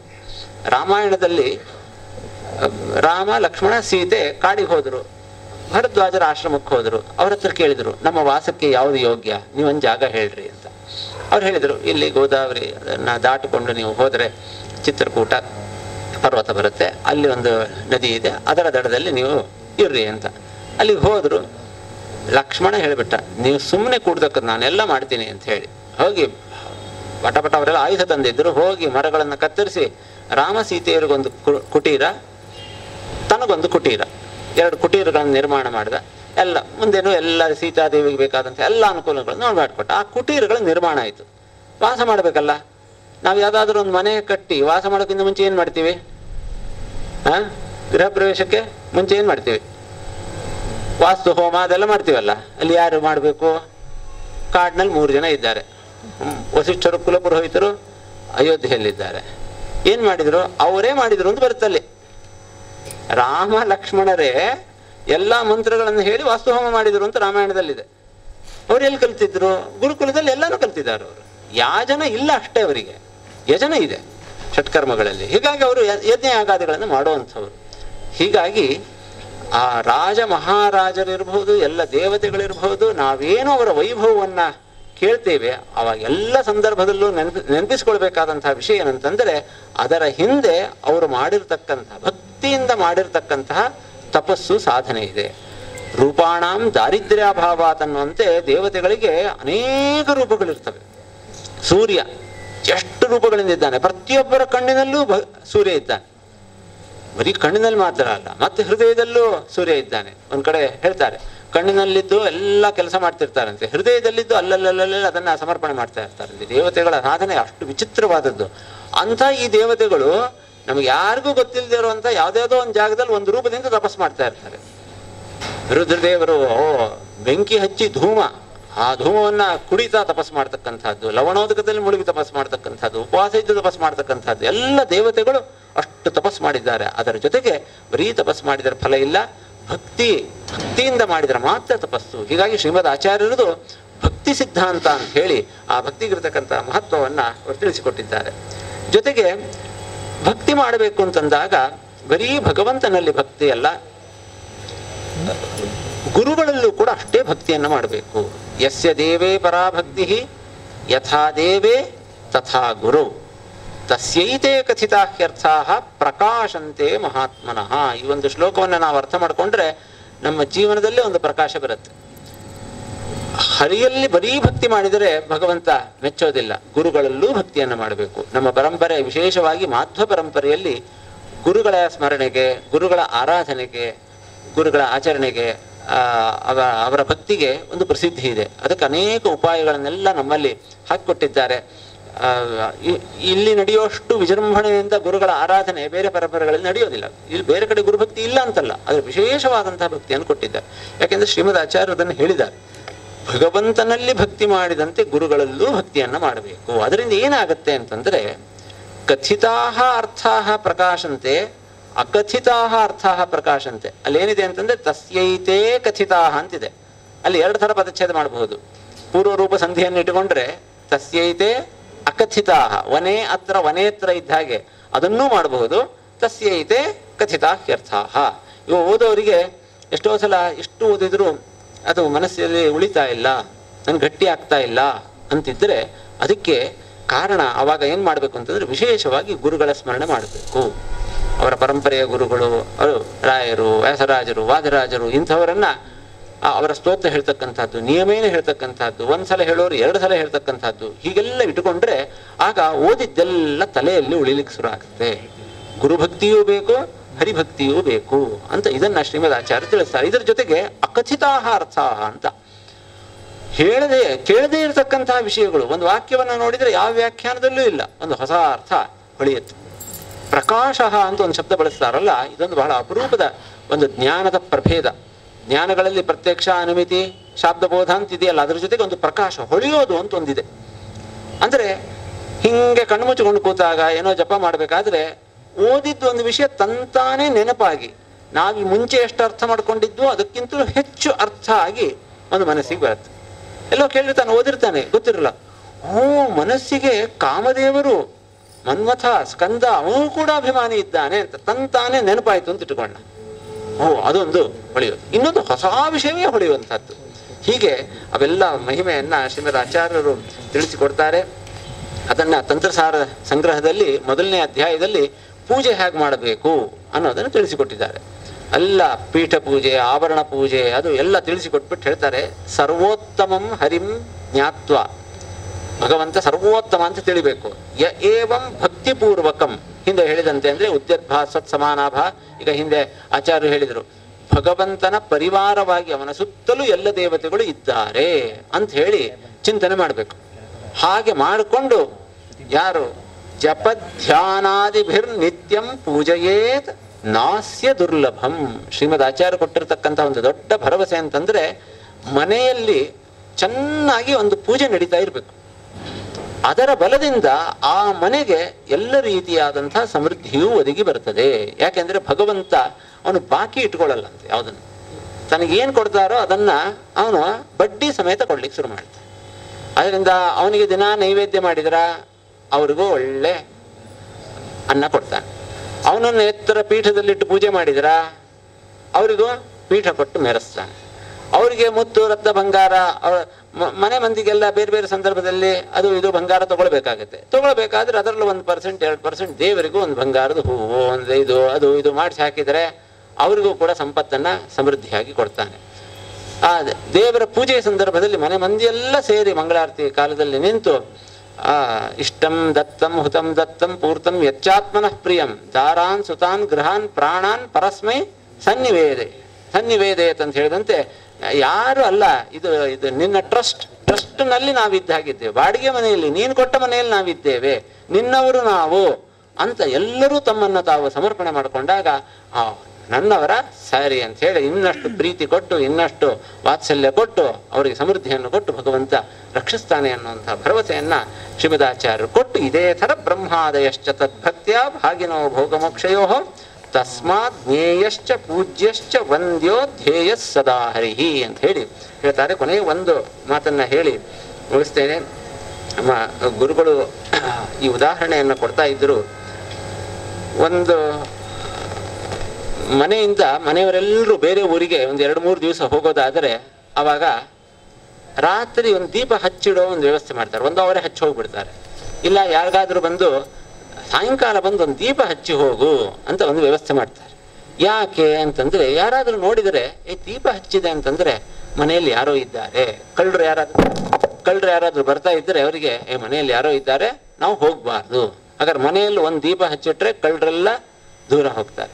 ಹಾಗೆ ಈ ನಮ್ಮ ಹೃದಯ ಮಂದಿರವನ್ನು ಕೂಡ ಆಕ್ರಮಣ ಮಾಡ್ಲಿಕ್ಕೆ ಅನೇಕ ಜನ ಕಳ್ಳರು ಕಾಯ್ತಾ ಇರ್ತಾರಂತೆ. ಕಾಮ, ಕ್ರೋಧ, ಲೋಭ, ಮೋಹ, ಮದ, ಮಾತ್ಸರ್ಯ, ದುರ್ಗುಣಗಳು. ದುಡ್ಡು ಬಂತು ಅಂತಂದ್ರೆ ಅದಕ್ಕೆ ಹಾಕ್ಬೇಕು, ಇದಕ್ಕೆ ಹಾಕ್ಬೇಕು, ಇದಕ್ಕೆ ಅಂತ ಎಲ್ಲದಕ್ಕೂ ಕಾಯ್ತಾ ಕೂತಿರ್ತಾವಂತೆ. ಅಲ್ಲಿ ಒಂದು ದೀಪ ಹತ್ತಿದ್ ನೋಡಿದ್ರೆ ಯಾವ ಉಪಯೋಗ ಇಲ್ಲ ಅಂತ ದೂರ ಹೋಗ್ಬಿಡ್ತಾವಂತೆ. ಏನದು ದೀಪ ಅಂತಂದ್ರೆ ಭಕ್ತಿ ಅನ್ನುವಂತಹ ಒಂದು ದೀಪ. ವಿಷ್ಣು ಭಕ್ತಿ ಅನ್ನುವಂತಹ ಒಂದು ಗುಣವನ್ನ ಅಳವಡಿಸಿಕೊಂಡ್ರೆ ಅದರಿಂದ ಎಲ್ಲ ದುರ್ಗುಣಗಳು ದೂರ ಹೋಗ್ತವೆ. ಯಾವುದೋ ಊರಿಗೆ ಹೋಗಿರ್ತೀವಿ, ಪರಿಚಯ ಇರೋದಿಲ್ಲ, ಏನಿಲ್ಲ. ಬಸ್ ಸ್ಟ್ಯಾಂಡ್ ಅಲ್ಲಿ ಒಬ್ಬರು ಅಕ್ಷತೆ ಅಂಗಾರ ಹಚ್ಕೊಂಡವ್ರು ಕಾಣಿಸಿದ್ರು ಅಂತ ಇಟ್ಕೊಂಡೆ, ಅಪರೂಪಕ್ಕೆ. ಅವಾಗ ಪರಿಚಯ ಇರಲಿಲ್ಲ ಅಂದ್ರೆ ನಗ್ತೀವಿ, ಅವರು ನಮ್ಮನ್ನು ನೋಡಿ ನಗ್ತಾರೆ. ಹೌದಾ, ಇದು ಅನುಭವಕ್ಕೆ ಬಂದಿದೆಯಾ? ಹಾಗೆ ದೇವತೆಗಳು ಅವ್ರು ಇವರು ಎಲ್ಲರೂ ವಿಷ್ಣು ಭಕ್ತ ಇವನು ಅಂತ ನೋಡಿಬಿಟ್ಟು ನಮ್ಮವನು ಅಂತ ನಗ್ತಾರಂತೆ. ಹೀಗೆ ಭಗವದ್ಭಕ್ತಿ ಅನ್ನುವಂತಹ ಗುಣಕ್ಕೆ ಸರ್ವ ಭಗವದ್ಭಕ್ತರನ್ನು, ಎಲ್ಲ ದೇವತೆಗಳನ್ನು ಆಕರ್ಷಣೆ ಮಾಡ್ತಕ್ಕಂತಹ ಶಕ್ತಿ ಇದೆ. ಜೊತೆಗೆ ಎಲ್ಲ ದುಷ್ಟ ಶಕ್ತಿಗಳನ್ನು ನಿವಾರಣೆ ಮಾಡ್ತಕ್ಕಂತಹ ಶಕ್ತಿ ಇದೆ ಅಂತ ಹೀಗೆ ಶ್ರೀಮದಾಚಾರ್ಯ ಇನ್ನೂ ಅನೇಕ ವಿಷಯಗಳನ್ನ ತಿಳಿಸಿದ್ದಾರೆ.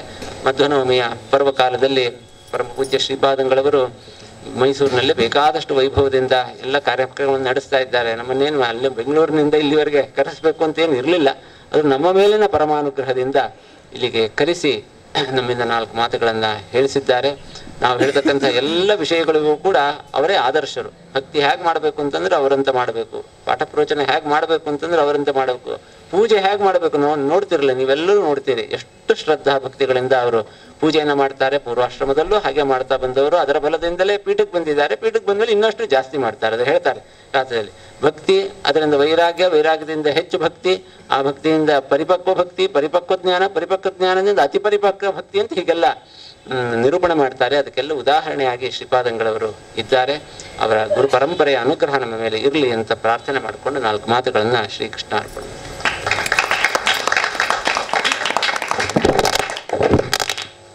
ಪರಮ ಪೂಜ್ಯ ಆಚಾರ್ಯರಿಗೆ ಪ್ರಣಾಮಪೂರ್ವಕ ಕೃತಜ್ಞತೆಗಳನ್ನು ಸಲ್ಲಿಸಿ ಇವಾಗ ಹಿರಿಯ ವಿದ್ವಾಂಸರಾದ ಶ್ರೀನಿವಾಸ ಮೂರ್ತಿ ಆಚಾರ್ಯರು, ಆಚಾರ್ಯರ ಸಾಕ್ಷಾತ್ ಶಿಷ್ಯರಾಗಿರುವಂತಹ ತ್ರಿವಿಕ್ರಮ ಪಂಡಿತಾಚಾರ್ಯರು ಶ್ರೀಮದ್ ಆಚಾರ್ಯರನ್ನ ಯಾವ ರೀತಿಯಾಗಿ ಸ್ತೋತ್ರ ಮಾಡಿದ್ದಾರೆ ಎಂಬ ವಿಷಯವನ್ನು ಆಧರಿಸಿ ಕೆಲವು ಕಾಲ ಮಾತಾಡ್ತಾರೆ.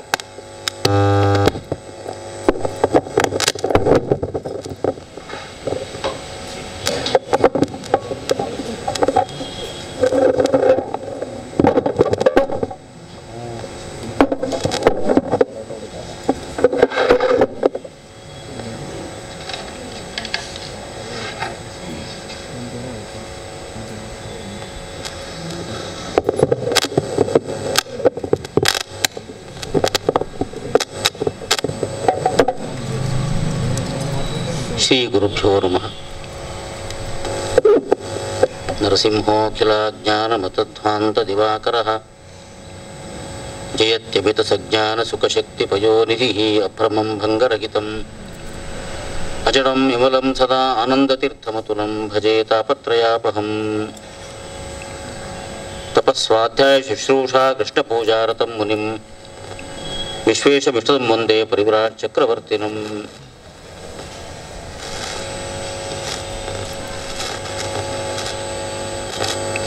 ಉಪಸ್ಥಿತರಾದ ಪರಮ ಪೂಜ್ಯ ಶ್ರೀಪಾದಂಗಳವರ ಅನುಮತಿಯನ್ನು ಪಡೆದು ಆದಷ್ಟು ಕಡಿಮೆ ಅವಧಿಯಲ್ಲಿ ಒಂದು ವಿಷಯವನ್ನು ಹೇಳಿ ಪ್ರಯತ್ನ ಮಾಡ್ತೇನೆ.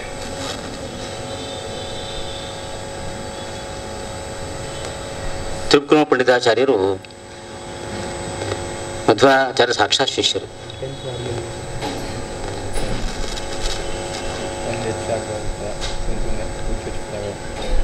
ಮಧ್ವಾಚಾರ್ಯ ಸಿದ್ಧಾಂತಕ್ಕೆ ವಿರುದ್ಧವಾದ ಸಿದ್ಧಾಂತವನ್ನು ಅವಲಂಬಿಸಿದ್ದ ಕುಲದಲ್ಲಿ ಬಂದವರು.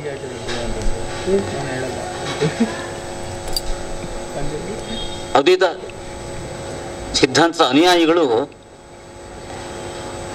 ಅವರನ್ನು ಬಹಳ ಬೇಡ್ಕೊಂಡಿದ್ರು. ಈ ಬಸವ ಆನಂದ ತೀರ್ಥ ಎನ್ನುವರಿಂದ ನಮ್ಮ ಮತಕ್ಕೆ ಬಹಳ ಹಾನಿ ಆಗ್ತಾ ಇದೆ, ನೀವು ಅದನ್ನು ತಪ್ಪಿಸ್ಬೇಕು ಅಂತೆಲ್ಲ ಬಹಳ ಕೇಳ್ಕೊಂಡಿದ್ರು. ತಿರುಕೂರು ಪಂಡಿತರ ಬಗ್ಗೆ ಅವತ್ತಿನ ಕಾಲದ ದ್ವೈತ ಮತಾನುಯಾಯಿಗಳಿಗೆ ಅಷ್ಟು ನಂಬಿಕೆ. ಅದ್ವೈತ ವೇದಾಂತದಲ್ಲಿ ಅತಿ ದೊಡ್ಡ ವಿದ್ವಾಂಸ, ಅವ್ರನ್ನ ಮೀರಿಸೋರು ಯಾರೂ ಇಲ್ಲ. ಶ್ರೀಮದ್ ಆನಂದ ತೀರ್ಥರಿಂದ ಅದ್ವೈತ ಮತಕ್ಕೆ ಆಗ್ತಾ ಇರುವ ಹಾನಿಯನ್ನ ತಪ್ಪಿಸುವ ಸಾಮರ್ಥ್ಯ ಇರೋರು ಅಂತ ಅವ್ರ ಬಗ್ಗೆ ಶ್ರದ್ಧೆ. ಆ ತಿರುಕೂರು ಪಂಡಿತಾಚಾರ್ಯರನ್ನ ಆ ಅನುಯಾಯಿಗಳೆಲ್ಲ ಹೋಗಿ ಕೇಳ್ಕೊಂಡ್ರು, ಈ ಮತಕ್ಕೆ ಬಹಳ ಹಾನಿ ಆಗ್ತಾ ಇದೆ, ನೀವು ತಪ್ಪಿಸಿ ಅಂತ. ಅದರಂತೆ ತಿರುಕೂರು ಪಂಡಿತಾಚಾರ್ಯರು ಮಧ್ವಾಚಾರ್ಯ ಜೊತೆ ಒಂದು ಭಾರಿ ವಾದವನ್ನೇ ಮಾಡಿದರು. 15 ದಿವಸ ವಾದ ಮಾಡಿದ್ರು ಅಂತ ಪ್ರಸಿದ್ಧಿ ಇದೆ. ಭಾರಿ ವಾದವನ್ನೇ ಮಾಡಿದರು. ಅಷ್ಟು ದಿವಸಗಳ ವಾದ ನಡೆದಾಗ ಎಷ್ಟು ವಿಷಯಗಳು ಚರ್ಚೆಗೆ ಬಂದಿರಬೇಕು. ತಾನು ಹೇಳಿದ್ದಾರೆ, ಶ್ರೀಮದ್ ಆಚಾರ್ಯರು ಹೇಳಿದ್ದಾರೆ. ಅಷ್ಟು ಚರ್ಚೆಗೆ ಬಂದಾಗ ಶ್ರೀಮದಾಚಾರ್ಯ ಹೇಳಿದ ನಾನಾ ವಿಷಯಗಳು ಅವತ್ತವತ್ತು ಎಷ್ಟು ವಿಷಯಗಳನ್ನು ಹೇಳಿದ್ದಾರೆ. ಅದೆಲ್ಲ ಅವರು ಹೃದಯವನ್ನು ಮುಟ್ಟಿದೆ. ಹೃದಯವನ್ನು ಮುಟ್ಟಿ ಶ್ರೀಮದ್ ಆನಂದ ತೀರ್ಥ ಭಗವತ್ಪಾದರು ಯಾವ ಪ್ರಮೇಯಗಳನ್ನು ತತ್ವಗಳನ್ನು ಹೇಳ್ತಾ ಇದ್ದಾರೆ, ಅದೇ ಸರಿಯಾದ ತತ್ವ. ವೇದಗಳು ಹೇಳುವ ಯಥಾರ್ಥ ವಿಷಯಗಳು ಅವೇನೇ ಅಂತ ಅವರಿಗೆ ಮನವರಿಕೆ ಆಯಿತು. ಮನವರಿಕೆಯಾಗಿ ಶ್ರೀಮದಾಚಾರ್ಯ ಶಿಷ್ಯರಾದವರು. ಶಿಷ್ಯರಾಗಿದ್ದುಕೊಂಡು ಶ್ರೀಮದಾಚಾರ್ಯರ ಆದೇಶದಂತೆ ಆಚಾರ್ಯ ಬ್ರಹ್ಮಸೂತ್ರ ಭಾಷ್ಯಕ್ಕೆ ತತ್ವಪ್ರದೀಪ ಅನ್ನೋ ವ್ಯಾಖ್ಯಾನವನ್ನು ಬರೆದರು. ಅದನ್ನೇ ಒಂದು ಪಾಠ ಹೇಳಿಸ್ಕೊಂಡು ಅಧ್ಯಯನ ಮಾಡ್ಬೇಕಾದ್ರೆ ಉಪನ್ಯಾಸ ಮಾಡೋ ವಿಷಯ ಅಲ್ಲ. ಪಾಠ ಹೇಳಿಸ್ಕೊಂಡು ಅಧ್ಯಯನ ಮಾಡ್ಬೇಕಷ್ಟೆ. ವಾಯುಸ್ತುತಿ ನಾವು ನಿತ್ಯ ಹೇಳ್ಕೊಳ್ತೀವಲ್ಲ, ಅದನ್ನು ರಚನೆ ಮಾಡಿದವರು ತಿರುಕೂರು ಪಂಡಿತರು. ಅಲ್ಲಿ ಒಂದು ಸಣ್ಣ ಮಾತು, ಅಂದ್ರೆ ಅಕ್ಷರಗಳ ದೃಷ್ಟಿಯಿಂದ ಅಷ್ಟೇ ಸಣ್ಣ ಮಾತು ಅಂತ, ಕಡಿಮೆ ಅಕ್ಷರಗಳು ಅಂತ ಅರ್ಥ. ತುಂಬಾ ಕಡಿಮೆ ಅಕ್ಷರಗಳು ಒಂದು ಮಾತು ಹೇಳ್ತೀನಿ ನಾನು. ಶ್ರೀಮದ್ ವಿಷ್ಣುಂಗ್ರಿ ನಿಷ್ಠಾ ಅತಿಗುಣ ಗುರುತಮ ಶ್ರೀಮದಾನಂದ ತೀರ್ಥ ತ್ರೈಲೋಕ್ಯಾಚಾರ್ಯ ಪಾದ. ತ್ರೈಲೋಕ್ಯಾಚಾರ್ಯ ಅಷ್ಟೇ ಸಾಕು, ತ್ರೈಲೋಕ್ಯಾಚಾರ್ಯ ಪಾದ ಅಂತ. ತಿರುಕೂರು ಪಂಡಿತರಿಗೆ ಶ್ರೀಮದಾಚಾರ್ಯ ಕಾಣಿಸಿದ ದೊಡ್ಡ ಗುಣ ಅಂತಂದ್ರೆ, ಏನು ತಿರುಮಲಾಚಾರ್ಯ ಪ್ರವಚನ ಮಾಡಿದ್ರು ಭಕ್ತಿಯನ್ನ ವಿಷಯವಾಗಿಟ್ಕೊಂಡು, ಆ ಭಕ್ತಿಯ ಪರಾಕಾಷ್ಠೆ, ಅದಕ್ಕಿಂತ ಹೆಚ್ಚಿನ ಭಕ್ತಿ ಇಲ್ಲ ಇನ್ನ. ಅಂಥ ಭಕ್ತಿ ಶ್ರೀಮದಾಚಾರ್ಯರಿಗೆ ಶ್ರೀಹರಿಯ ಮೇಲೆ. ಶ್ರೀಮದ್ ವಿಷ್ಣುಂಗ್ರಿ ನಿಷ್ಠಾ, ಶ್ರೀಮದಾಚಾರ್ಯರಿಗೆ ಪರಮಾತ್ಮನ ಪಾದಕಮಲದಲ್ಲಿ ನಿಷ್ಠೆ. ಅದು ಅತಿಗುಣ, ಅತಿಶಯವಾದ ಗುಣ. ಅದು ಇನ್ಯಾರು ಅಷ್ಟು ನಿಷ್ಠೆಯನ್ನ ಭಕ್ತಿಯನ್ನ ಹೊಂದಲಿಕ್ಕೆ ಸಾಧ್ಯ, ಅದನ್ನು ಮೀರಿಸ್ಲಿಕ್ಕೆ ಸಾಧ್ಯ ಇಲ್ಲ. ಅದಕ್ಕೆ ಅತಿಶಯಿತ ಗುಣ ಅತಿಗುಣ ಅಂತ ಹೇಳಿದ್ದು. ಶ್ರೀಮದ್ ವಿಷ್ಣುಂಗ್ರಿ ನಿಷ್ಠಾ, ಪರಮಾತ್ಮನ ಪಾದದಲ್ಲಿ ನಿಷ್ಠೆ, ಅದು ಅತಿಗುಣ ಅವರಲ್ಲಿ, ಮಧ್ವಾಚಾರ್ಯರಲ್ಲಿ. ಅದನ್ನು ಮೀರಿಸಲಿಕ್ಕೆ ಸಾಧ್ಯ ಇಲ್ಲ. ಅಂಥ ಭಕ್ತಿ ಮಧ್ವಾಚಾರ್ಯರಿಗೆ. ಆದ್ರಿಂದಾಗಿ ಅವರು ಗುರುತಮ. ಅಂಥ ಭಕ್ತಿ ಶ್ರೀಮದಾಚಾರ್ಯಗಿದೆ, ಆದ್ರಿಂದ ಅವರು ಗುರುತಮ ಅಂತ. ಅತಿ ಶ್ರೇಷ್ಠ ಗುರುಗಳು ಅಂತ ಅರ್ಥ ಗುರುತಮ ಅಂದ್ರೆ. ಅಂಥ ಶ್ರೀಮದಾನಂದ ತೀರ್ಥ ಭಗವತ್ಪಾದಾಚಾರ್ಯ ಅಷ್ಟೇ ಸಾಕಿವದ. ಅಷ್ಟು ಹೇಳಿದ್ರಿಂದ ತಿರುಕೂರು ಪಂಡಿತರು ಮಧ್ವಾಚಾರ್ಯರಲ್ಲಿ ನಾನಾ ಗುಣಗಳನ್ನು ಕಂಡಿದ್ದಾರೆ. ಈ ವಾಯುಸ್ತುತಿಯಲ್ಲಿ ಮಧ್ವಾಚಾರ್ಯರಿಗೆ ಶ್ರೀಹರಿಯಲ್ಲಿದ್ದ ನಿರ್ದೇಶೀಯವಾದ ಭಕ್ತಿ ಅದನ್ನು ವಿಶೇಷವಾಗಿ ಗುರುತಿಸಿಕೊಂಡು ಅಂಥ ಭಕ್ತಿಯಿಂದಾಗಿ ಅವರು ಗುರುತಮ ಆಗಿದ್ದಾರೆ, ಶ್ರೇಷ್ಠ ಗುರುಗಳಾಗಿದ್ದಾರೆ ಅಂತ ಗುರುತು ಮಾಡಿಕೊಂಡಿದ್ದಾರೆ ತ್ರಿವಿಕ್ರಮಪಂಡಿತಾಚಾರ್ಯ. ಈ ವಿಷಯವನ್ನು ಸಮರ್ಥನೆ ಮಾಡುವಂಥ ಒಂದು ಶ್ಲೋಕ ಮಧ್ವೀಯದಲ್ಲಿದೆ. ಅದನ್ನು ರಚನೆ ಮಾಡೋದು ನಾರಾಯಣ ಪಂಡಿತಾಚಾರ್ಯರು. ಮಧ್ವೀಯ 8ನೇ ಸರ್ಗದಲ್ಲಿ ವೇದವ್ಯಾಸರ ದರ್ಶನಕ್ಕೆ ಹೋಗಿರ್ತಾರೆ. ಅಲ್ಲಿಂದ ನಾರಾಯಣ ದೇವ ದರ್ಶನಕ್ಕೂ ಹೋಗಿರ್ತಾರೆ. ಅವರಿಬ್ಬರು ಭಗವದ್ರೂಪಗಳು. ಆ ಭಗವದ್ರೂಪಗಳ ಜೊತೆ ಇವ್ರ ಸಮಾಗಮ, ಅವ್ರ ಜೊತೆ ಮಾತು, ನಾನಾ ವಿಷಯಗಳ ಉಪದೇಶ, ಚರ್ಚೆ. ಆ ಸಂದರ್ಭದಲ್ಲಿ ಅವರಿಬ್ಬರು ಕೂಡ ಮಧ್ವಾಚಾರ್ಯರನ್ನ ನೀವು ಭೂಮಿಗೆ ವಾಪಸ್ ಹೋಗಿ ಅಂತ ಹೇಳ್ತಾರೆ. ಅದನ್ನು ಮಾಡಬೇಕಾದ ಕೆಲಸ ಬಹಳ ಇದೆ, ನೀವು ಭೂಮಿಗೆ ವಾಪಸ್ ಹೋಗಿ ಅಂತ ಹೇಳ್ತಾರೆ. ಮಧ್ವಾಚಾರ್ಯರಿಗೆ ಅವರಿಬ್ಬರ ಸನ್ನಿಧಾನವನ್ನು ಬಿಟ್ಟು ಭೂಮಿಗೆ ವಾಪಸ್ ಬರ್ಲಿಕ್ಕೆ ಇಷ್ಟ ಇಲ್ಲ. ಇದೊಂದು ಸ್ವಲ್ಪ ಲೌಕಿಕ ಹೇಳಿಕೆ ತಿಳ್ಕೊಳ್ಳೋಣ. ಅವ್ರಿಗೆ ಭೂಮಿಗೆ ವಾಪಸ್ ಬರಲಿಕ್ಕೆ ಇಷ್ಟ ಇಲ್ಲ ಅವರಿಗೆ. ಅಂಥ ಸನ್ನಿಧಾನ ಅವರಿಬ್ಬರು ಸನ್ನಿಧಾನ. ಅಲ್ಲಿ ಎಂಥ ದೊಡ್ಡ ಮಹಿಮೆಯ ಅನುಭವ ಆಗ್ತಾ ಇರುತ್ತೆ. ಮಹಿಮೆಯ ಅನುಭವ ಅಷ್ಟು ಚೆನ್ನಾಗಿ ಆಗ್ತಾ ಇರುತ್ತೆ. ಸಾಕ್ಷಾತ್ ಅನುಭವ ಆಗ್ತಾ ಇರುತ್ತೆ. ಅಂಥ ಸನ್ನಿವೇಶವನ್ನು ಬಿಟ್ಟು ಮತ್ತು ವಾಪಸ್ ಹೋಗೋದೇನು, ವಾಪಸ್ ಹೋಗ್ಲಿಕ್ಕೆ ಇಷ್ಟ ಇಲ್ಲ ಅವರಿಗೆ. ನಾನು ಇಲ್ಲೇ ಇರಬೇಕು, ಇಲ್ಲೇ ಇರಲಿಕ್ಕೆ ಅನುಮತಿ ಕೊಡಿ ಅಂತ ಕೇಳ್ಕೊಳ್ತಾರೆ. ಈ ವಿಷಯವನ್ನು ಹೇಳುವ ಶ್ಲೋಕ ಮಧ್ವೀಯದಲ್ಲಿದೆ. ಭವತೋರಿತ ಸತತ ಸೇವನಾಮೃತೆ ಮಮಂತು ಅಸ್ತು ಭಗವನ್ ಅನುಗ್ರಹ ನಲಭೇಯ ವಲ್ಲಭತಮ ಇದೃಶಂ ಸುಖಂ ಜಗತಾಂತರೇಪಿ ಜಗದೇಕ ಮಂಗಲಂ. ಈ ಶ್ರೀಮದ್ವಿಷ್ಣುಂಗ ನಿಷ್ಠ ಹೇಳಿದಾರಲ್ಲ, ಅದರದ್ದೇ ವಿವರಣೆ ಅಲ್ವಾ ಇದು ಅಂತ. ನಿಮ್ಮ ಸೇವೆಯನ್ನು ಮಾಡಿಕೊಂಡು ನಾನು ಇಲ್ಲೇ ಇದ್ದು ಬಿಡಬೇಕು, ಆ ಸೇವೆಯಲ್ಲಿ ಮುಳುಗ್ಬಿಡ್ಬೇಕು ನಾನು. ಅಷ್ಟು ಆ ಮಹಿಮೆ ಅನುಸಂಧಾನ, ಆ ಮಹಿಮೆ ಅನುಸಂಧಾನದಲ್ಲಿ ನಿಮ್ಮ ಸೇವೆಯಲ್ಲಿ ಮುಳುಗ್ಬಿಡ್ಬೇಕು ನಾನು ಅಂತ ಹೇಳ್ತಾರೆ. ಓಮಂತು ಮಸ್ತು ಭಗವನ್ ಅನುಗ್ರಹ. ಆ ನಿಮ್ಮ ಸನ್ನಿಧಾನದಲ್ಲಿ ಇದ್ದು ನಿಮ್ಮ ಸೇವೆ ಮಾಡ್ತಾ ನಿಮ್ಮ ಮಹಿಮಾನುಸಂಧಾನ ಮಾಡ್ಕೊಳ್ತಾ ಇದ್ದರೆ ಏನು ಅನುಭವ ಆಗುತ್ತೆ. ಇಂತಹ ಸುಖಾನುಭವ ಎಲ್ಲೂ ಸಿಗುವುದಿಲ್ಲ. ನಲಭೇಯ ವಲ್ಲಭತಮ ಇದೃಶಂ ಸುಖಂ ಜಗತಾಂತರೇಪಿ, 3 ಲೋಕಗಳಲ್ಲೂ ಸಿಗುವುದಿಲ್ಲ ಅಂತ ಮಧ್ವಾಚಾರ್ಯ ಅನುಭವ ಅಂತೆ. ಹೀಗೆ ಹೇಳ್ಕೊಂಡ್ರು ನಾರಾಯಣ ಪಂಡಿತಾಚಾರ್ಯರು ಅಲ್ಲಿ 8ನೇ ಸರ್ಗದಲ್ಲಿ ಹೇಳಿದ್ದಾರೆ. ಅದರ ಸಂಗ್ರಹ ಇದು ವಾಯುಸ್ತುತಿಯಲ್ಲಿ ಮಾತು.